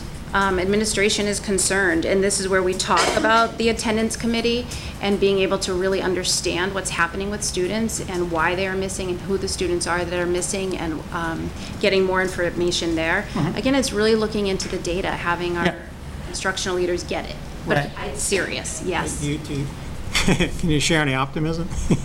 Do I have optimism? Yeah, I mean, you guys are talking about it. You have a committee looking at it. We have some new supports coming your way. I mean, you feel like this.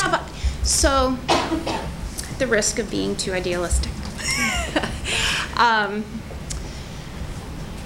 really think the morale of the school is reflected by our teachers. And this is why I have this last goal, right? So to develop, to create instructional leadership and strategies to strengthen local community and confidence and hope and all of this, right? So I feel like when our teachers want to be there and they're excited to be there, the environment changes. Students then want to be there, right? So it's balancing all of that.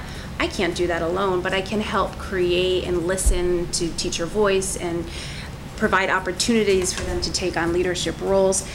My hope, my optimism is if we can create an environment that's warm, we build good relationships, that the students will come and they will stay and they'll not want to leave. Thank you. And I say the same thing to all the principals. I recognize fully that this is not a school-specific issue. This is a community issue, family issue. There are things that are way outside your control. But since we're talking about school improvement plans, I just want to make sure that you're cognizant of the difficulties that we're facing and some of the unfortunate moves in the wrong direction over the last 2 years. But very happy with that strategies and the thoughts that you're putting into this. So thank you.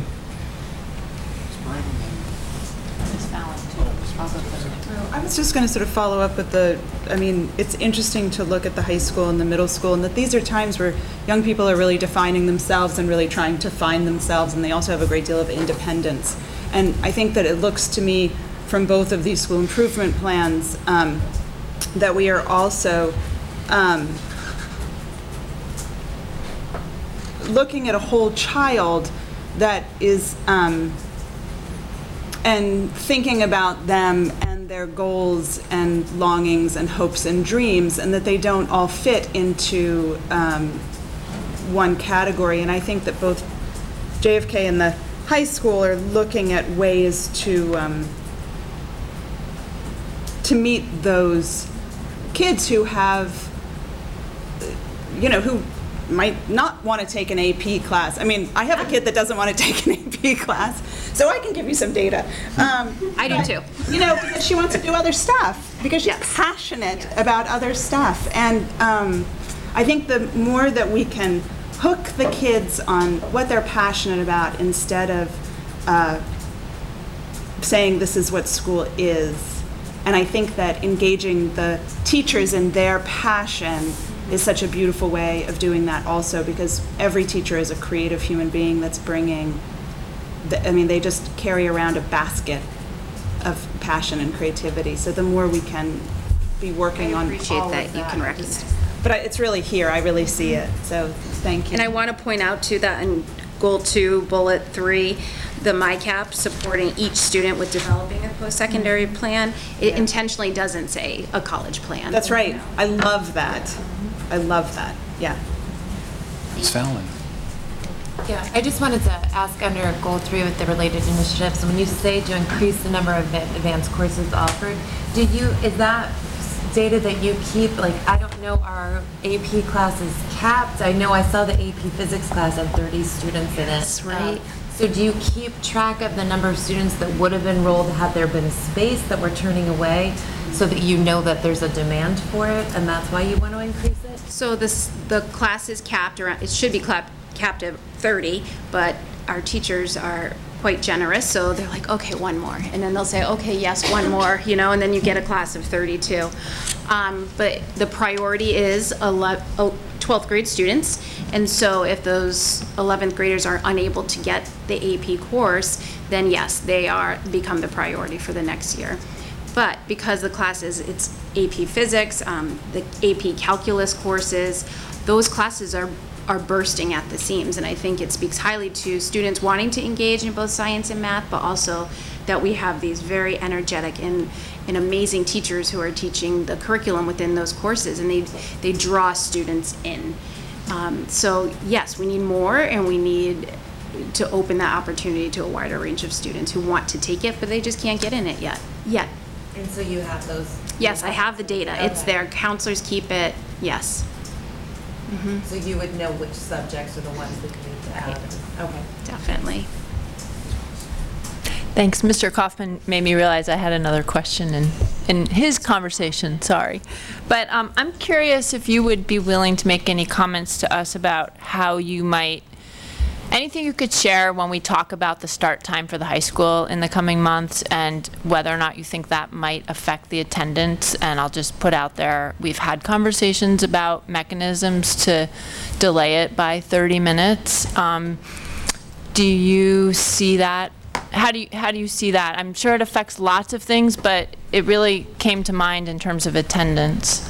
So I know last year, at the very, 2 days left of school, I had a frantic group of students who came into the office, and they were a wreck. Here the school time is changing. It's going to be later. No one asked us what we think of that. How come no one is talking to us? And they were frantically reporting that, how is this going to impact my job? I'm going to have to change my schedule. How is this going to impact my sports? We're going to be a school that gets to all the sports games late. So things like this. So what I have to share is I think the conversation is important. I know it's important to our community, but can we please remember to include the young people in that conversation, no matter what shape it, no matter how it unfolds. I don't know how it will impact attendance, but I think it would be good to look at local schools and to compare that and to see what data says for other schools that are practicing or have later start times.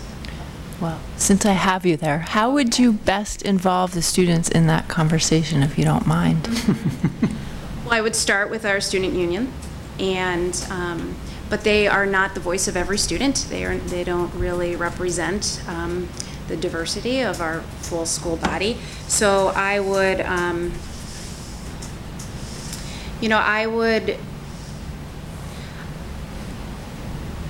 I would consider who you want to be representing that group, and I would look to make sure that we had all parts of our school represented, whether it was those at the top of the class, in the middle, from all different demographics. I think it's important just to make sure we have representation. I think teachers can identify who those people are. Some of our administrative team could identify that. We can ask and seek volunteers. I'll just say, when we talked about this, it was either April or May. I think we were going to go back to the school council and ask them to come back. And so it may be, I just want to put it out there that I, for one, would like to hear more and get as many voices and responses as possible. And I know this affects everybody in some ways. And then going back to the attendance, I'm also curious to know if there's a effect of, say, the percentage of kids we have with various disabilities, trauma, special needs, and in some of those categories, Northampton is higher than some. I don't know if we're above average. I think in some of them we are above average. And does that affect the attendance as well? I'm not sure if I'm following your question. Are you saying that students who have excused absences, or? I guess I'm just saying if we have attendance problems, and it sounds like there's some data that suggests it's gotten a little worse. That's just come out, and I haven't seen that yet. I was just wondering if it's related to other things that are special about our district, but maybe that's a different conversation. Okay. I think it might be I think that most districts are experiencing the same thing. The same Every thing. time you open up the newspaper or a professional article, it's about students with anxiety, right? We've read it, these are the headlines, and so really I think it is a nationwide problem. I don't think it's special to Northampton, but I think we are in a position to be able to think deeply about it and be active in making our changes. Any other questions? Thank you. Thank you, Ms. Valancourt. So, and again, thank you to all of our principals and all of our school councils and faculty who participated, and community members who participated in the development of these school improvement plans. In terms of future business and meeting dates, we have our next school committee meeting, regular school committee meeting on October 10th and October 24th in the month of October at 6:45 here in the JFK Community Room. And then November 14th, also here at the JFK Community Room at 6:45. I would now entertain a motion. Actually, I have a question. Okay. Was one of the meetings in October supposed to be a student meeting? October 10th. So was that 6:15? Yes. Okay, I just wanted. Yes, so I think that. Thank you. Yes. Is there a motion to adjourn? So moved. Is there a second? Second. Okay, we've had a motion made and seconded to adjourn the meeting. All those in favor, please say aye. Aye. Opposed? Any abstentions? So the Thursday, September 26, 2019 meeting of the Northampton School Committee is adjourned.